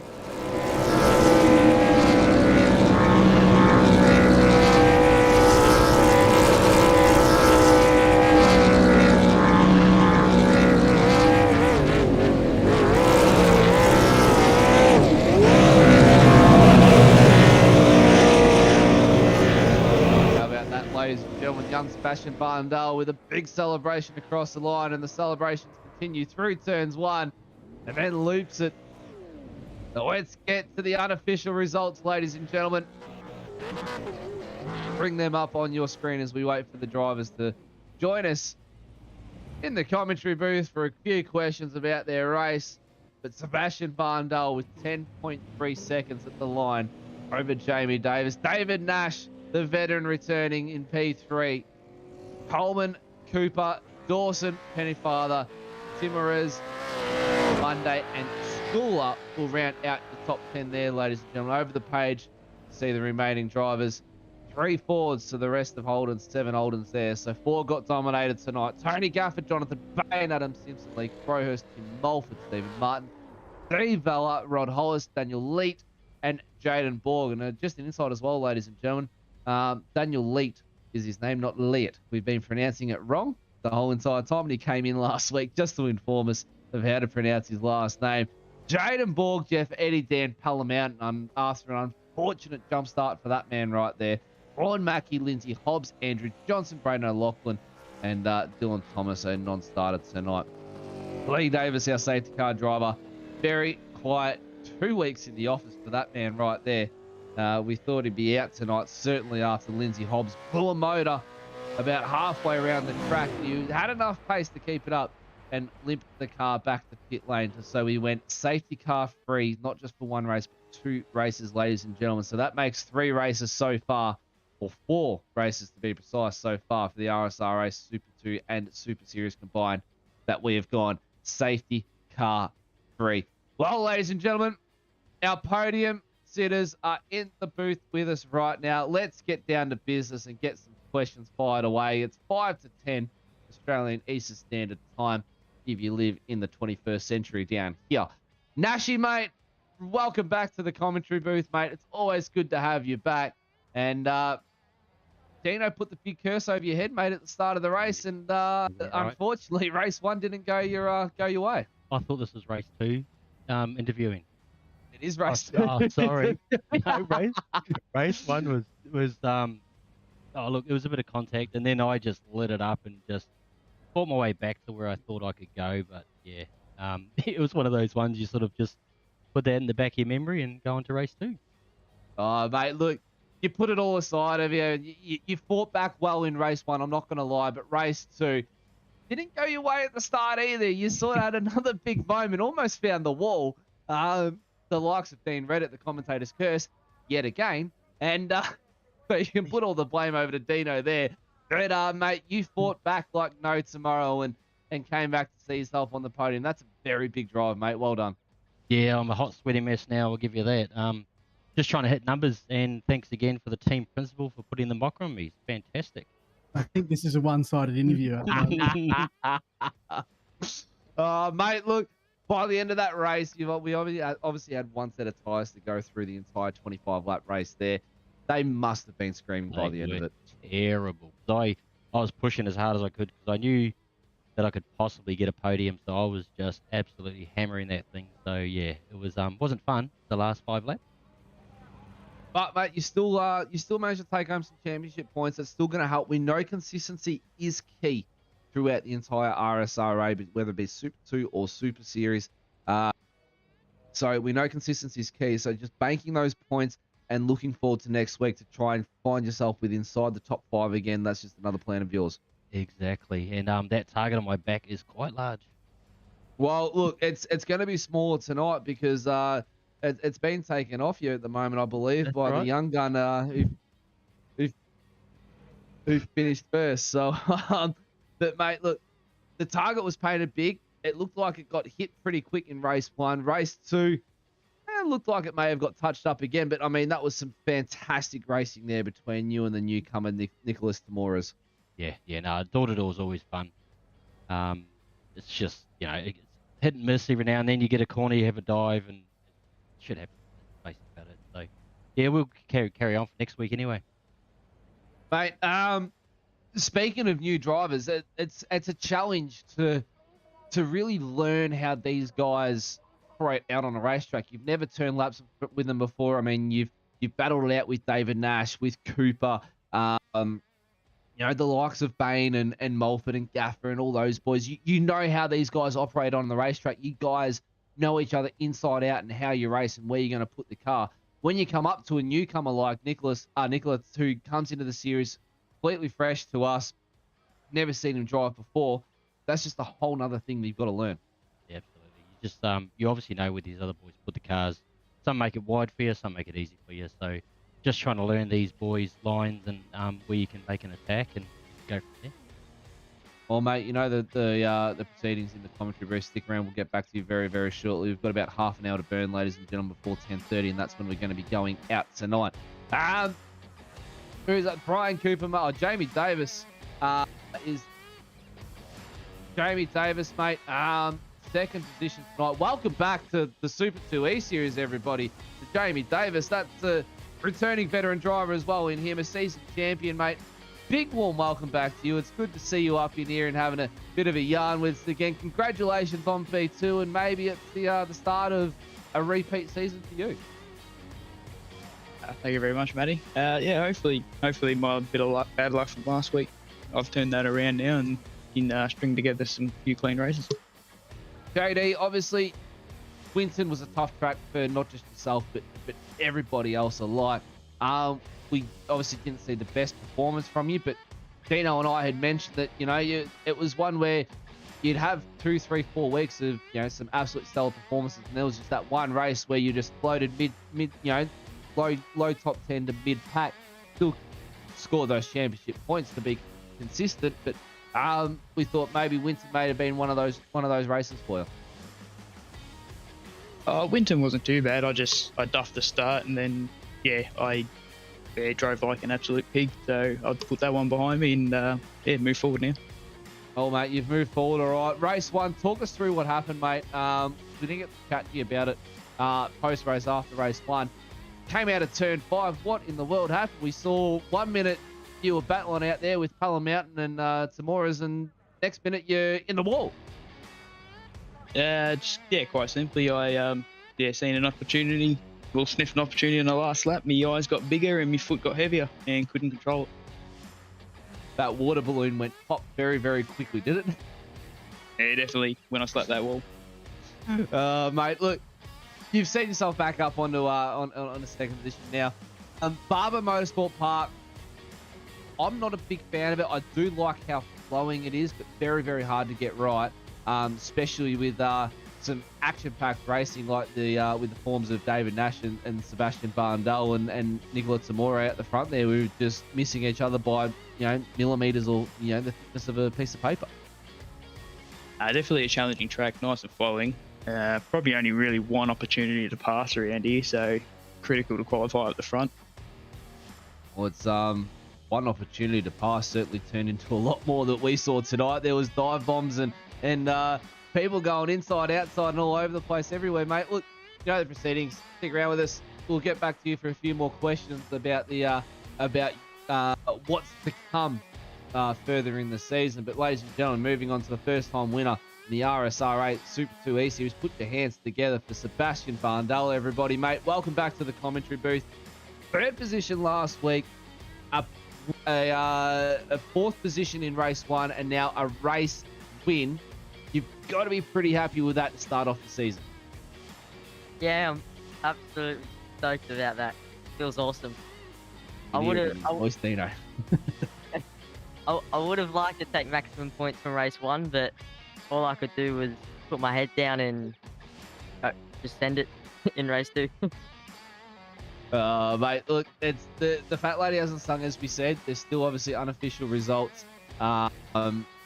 Unofficial results championship points and round points to come up. So we'll wait to see there. You may have capitalised and stepped up just that little bit further than what you thought, mate. But mate, talk us through your race. I mean, once you were out front, there was no challenge. You did the Costello bolt and see you later. That was it. Yeah, the plan was if I could get in front, to just get a bit of a gap, and then because we only had one set of tyres to use throughout the whole race, the plan was just to get a gap and then save the tyres, and yeah. Mate, you how did those? I mean, we saw a lot of boys tonight after that 24. First off, the 17-lap race starting to really struggle. And that's where it was really clear to us tonight that you guys, by the end of 25 laps, especially those ones like the likes of Nash, who pitted early to try and make that strategy work from push really, really hard to come back to where they were. Those tyres were next to non-existent by the end. Where were you all sitting at by the end of that 25-lap stint? Because, or should I say this, the two-part question, after the first pit stop for you, which was about lap 20, 21 there, and then towards the end of the race, how was the tyre feel there? I don't know the exact percentage of the tyres, but they felt good when I came into pit. And towards the end of the race, I could feel them. Yeah, the car was getting a bit loose and sideways out of some of the X's of the corners, but just kept the rubber on them and finished strong. Was there a few little tweaks on the setup in between races there? Because we saw the first race, the car just didn't look settled to you. It looked a little bit loose in the back. So did you go back and revise that setup just a little bit more between races and just try and settle the back end a bit more? No, I didn't change the setup. It was more my driving. I was kind of over driving it after that mistake at race 1. Got a bit just started over driving it. It always happens, mate. You get a little bit ambitious, and Dino, we mentioned that as well about young Seb, that after that moment coming wide, he'd have to just try and keep his cool, and it just went to show there that he started to overdrive that car a little bit. But Dino, you got any questions to fire away to the boys? I mean, obviously, probably not best of mates with David Nash right now. So... look, it was all in good intention. Put the knocker on David. I would never speak badly of him.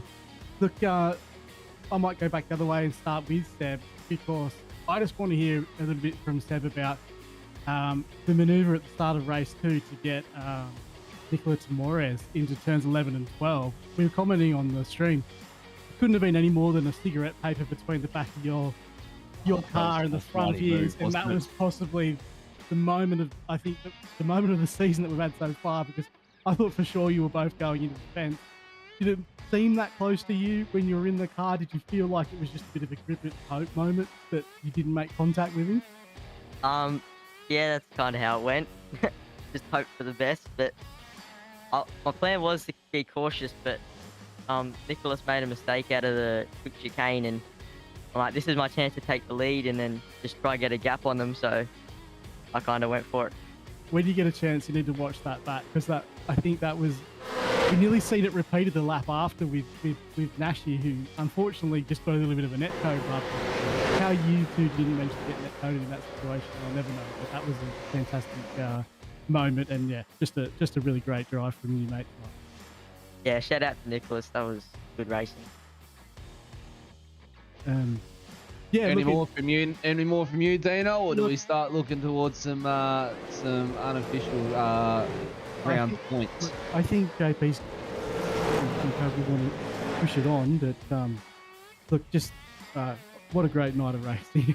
It was just, I was just grinning the whole time. There was some really good exchanges tonight between all the drivers, and the unpredictable nature of the race was just what made it, I think, in the end. Mate, I don't think we've stopped smiling from the start of race 1. To be honest, I mean, that race 2, like, race 1 was there, and then race 2 just went a whole nother level, and the vocal cords got a real workout. But I mean, there's some round points to have a look at, Dino. So let's fire them up on screen. Find out where everybody is sitting tonight in regards to the points, and I reckon it's going to be almightily close. And well, I said it was going to be close. Look at that, ladies and gentlemen. Varndale, Davis, and Cooper take out the podium for the round, ladies and gentlemen. Varndale with the win for the overall with 148 points. Jamie Davis sees himself in second with 145. Brian Cooper rounding out the podium with 144 points there. Nicola Tamores with 143, Alan Dawson 140, David Nash 140, Justin Pennefather 138, Coleman, Gaffer, and Schooler round out your top 10 there. Let those scroll on through for you, ladies and gentlemen. as we can bring in now Brian Cooper, who rounds out the top three, mate. Not a bad second race. The pit stop, though, it didn't quite go your way by the looks of it. Yeah, you know, I was going all right until the pit stop, and then post pit stop I had a couple of mistakes before the second last corner there where pit entries. I ran pretty wide into the grass. Had a big moment there in second. That's when Nashi got past me, and then I was the tyres were pretty much gone by then. Playing a bit of catch up to try and keep it on the road, and had a bit of a battle with Alan in the last couple of laps. But yeah, I was just happy to get it home in one piece, and fifth was enough to get third overall for the round. Good. Mate, not a bad second race for you at all. We saw quite a number of battles happening out, but I was sort of being duked out there. But sort of ran your own little race towards the middle there, had a little bit of room around you. And then, just all came unstuck after that last incident. Yeah, it was, as I said, the tyres were well and truly seen better days by that stage, and then there was just a few mounting mistakes after that, and I was just trying to conserve and keep it on the track and get it home without putting it off into the wall, silly like that. But, I said last spoke earlier, it's a points game, and we'll keep the points up there. Although I think Sebastian's with his outright pace is going to be pretty hard to beat this season. But if you have a couple of bad rounds, and you'll well and truly out of the points. That's a very big call to make, saying hard to beat. There's the paint the target right there, Brian Cooper, from yourself. Truly. Mate, look, big congratulations on third place for the round. Congratulations for a top five. That's great points for the championship overall. Looking at a season altogether for you now quickly, is consistency a big one for you right now? Yeah, well, as the last season, missed out on the first race. I come 30th after a lap down with technical difficulties on the computer, and then I didn't run the Bathurst round, so I dropped up until then. I was coming third in the championship. So if I had got a top five in the first race, and without Bathurst, I would have been well and truly up there with the other boys going neck and neck. So hopefully do the same thing this season, and by the round 12 we should be up there in the point. Well, mate, we'll definitely have to wait to see what the next 10 weeks bring for us. Sorry, ladies and gentlemen, just quickly reading a message on the phone there. Now, over to Jamie Davis, ladies and gentlemen. Brian, we'll get back to you quickly. Sponsor thanks as well. Once we've rounded out the next the round. Thanks for the boys, Jamie Davis and Sebastian Farndale. JD, mate, got to be pretty happy with the second place for the round on week 2. I'm pretty happy with it. It's like to be at the pointy end, but I've also got to weed out my little mistakes I keep making. Mate, haven't spoken to you either since you moved over to the Super Series last season. How did that one go? Big pace difference that you noticed? Obviously the boys in the Super Series are a hell of a lot quicker and all that stuff. I've got a new job as well, so my practice time in the sim has dropped dramatically. Definitely doesn't help real life, but definitely gets in the way sometimes, and it does go to show. But mate, look, second place in race 2, taking out second place for the round. You got to be absolutely chuffed with that for the second week in. It's only going to set something for the rest of the season for you to be more consistent and try and dial in that driving of yours just that little bit more. Yeah, definitely. Hopefully it's just the jump starter that I needed to build on a solid season. Hopefully not a Dan Pallam mountain jump start though, we hope. But he actually nearly made me flinch too. I was staring at his car, and once I watched him go, I nearly dropped the clutch. Oh, that would have been unfortunate. Imagine if that thing, the whole entire field had have gone. That would have been an absolute cracker. Can set off a chain reaction, that's for sure. It definitely can. We see it in the real life, and you can see it in the sim too. Sebastian, mate, we'll bring you in. Not only a race win round 2, in race 2, the overall round win for the night, mate. You're going to be an almighty high right now, aren't you? very, very, very happy. Mate, look, I think we're pretty much done with most of the questions right now.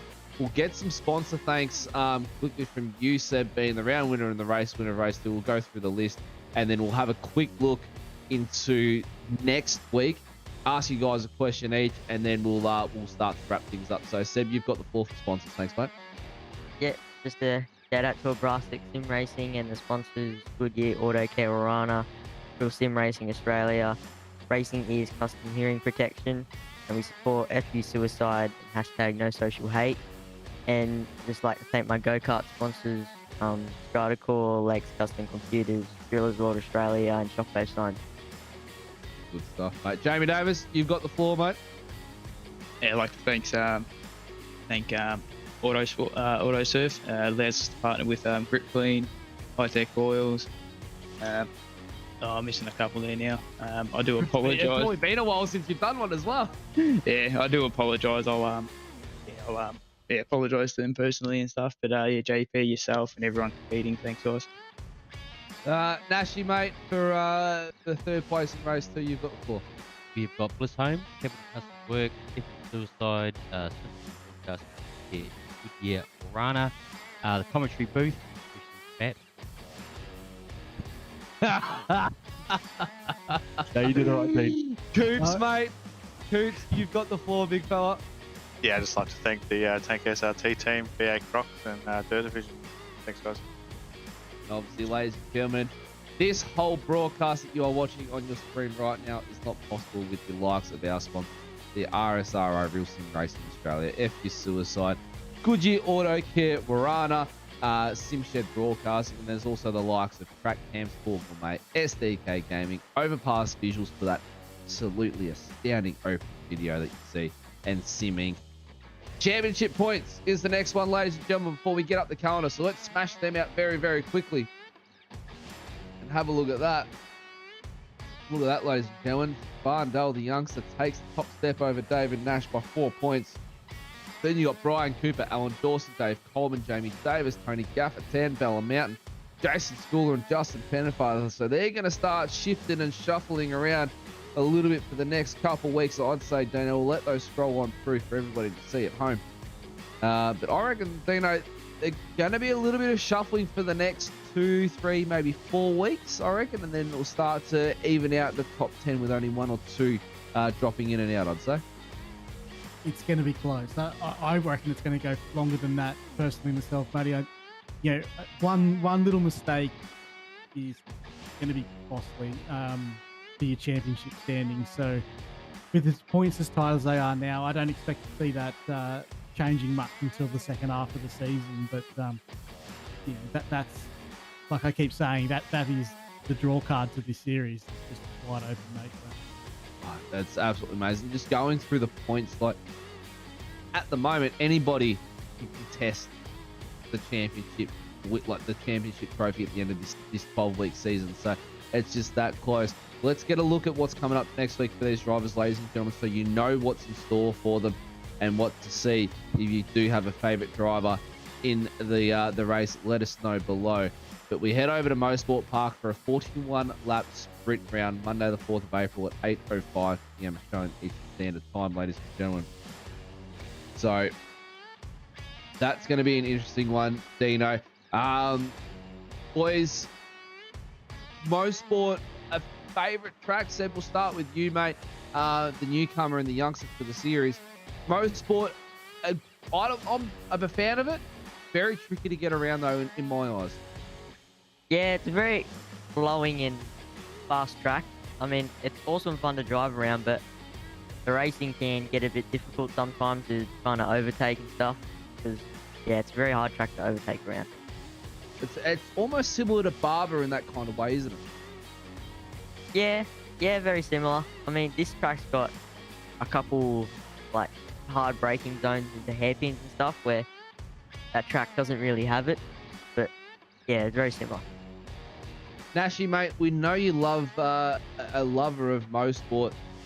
We've seen you do really, really well there in the past as well. You looking forward to this one? Yep. Like you said was saying, it's a flowy track. As long as you get that the right-hander before the straight. If you get that dialed in, you're pretty much good to go. So you get a good run from that straight. So pretty easy to go and good opportunity to pass at the top. JD, mate, what are your thoughts on Mosport, mate? It's been a while since I've seen you out there. Don't like it. There we go. Yeah. Nothing quick. That's it. He wants out. He doesn't even want to turn a lap there next week. Not even a practice lap. Is he going to show up next week? It doesn't seem like he wants to. Hey, he has to. He's sitting inside the top 10 now of the championship. Consistency's key, and it went to show when he was racing in the Super 2 2 seasons ago, mate. It's you know, he's got to be in it to win it. We'll have to drag him out kicking and screaming, I think. Yeah. Don't be surprised. I'll definitely be there, but yeah, I'm not a fan of the track at all. Don't be surprised to see an update on the paint livery with a big crying baby on his bonnet saying he doesn't want to be here.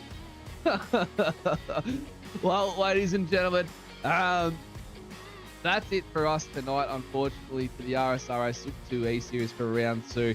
Let's have a look at what's coming up, though, throughout this week. There's still a lot more motorsport. There's Tuesday night motorsport. There's also Saturday night's Cup Car racing as well. Tomorrow night, Zach Caban and myself are going to head away to the Goodyear Auto Care Rana Super Series from 8:10, so 10 past 8. Your Tuesday night, Australian Eastern Standard Time, 8:05 is when we'll go live on our 5-minute countdown. So make sure you're in the hot seat for that one, because the fastest of the fastest guys are going to be going around to the Barber Motorsport Park for an absolutely cracking race. And then obviously come back and join the SimShed broadcasting crew on Saturday night for the Custom Paints and Diecast Australian Stock Car Championship. And JP, I'm unsure of where we're going to this week. We had Watkins Glen last weekend. No idea, JP says to me in my ears. So you're gonna be just as surprised as I am. So I think I'm gonna be heading that one alongside Mark Johansson, obviously JP on the buttons as well. And obviously we can't forget, ladies and gentlemen, the man of the hour, JP, who's always here week in, week out, clicking the buttons and trying to learn something new every week to better himself just for this, just for you guys at home, so you can just watch something that little bit better each week. And it gets better and better every time I jump in the booth, ladies and gentlemen. That man right there deserves all the credit for everything that you see on your screen. We head to Mosport next week. It's going to be an absolutely fantastic race. So far, you've witnessed two of the most action-packed races we've seen this season. The 17 and the 25 lap races were nothing short of entertainment and action, ladies and gentlemen. And I am still blown out of my mind at the level of racing that I am seeing in front of me right now. But don't forget to join us tomorrow night, Saturday night, and then come back Monday night to join us for the Real Sim Racing Australia Super 2 E Series as we head to Mosport. For the meantime, though, round 2 at Barber Motorsport Park for the Barber 160 in Birmingham, Alabama. My name is Matt Davis. Join me by Dean Reddit, my co-commentator, JP, the director, and the podium. We wish you all the best. We hope to see you back here tomorrow night, and we hope you look after yourself. Good night.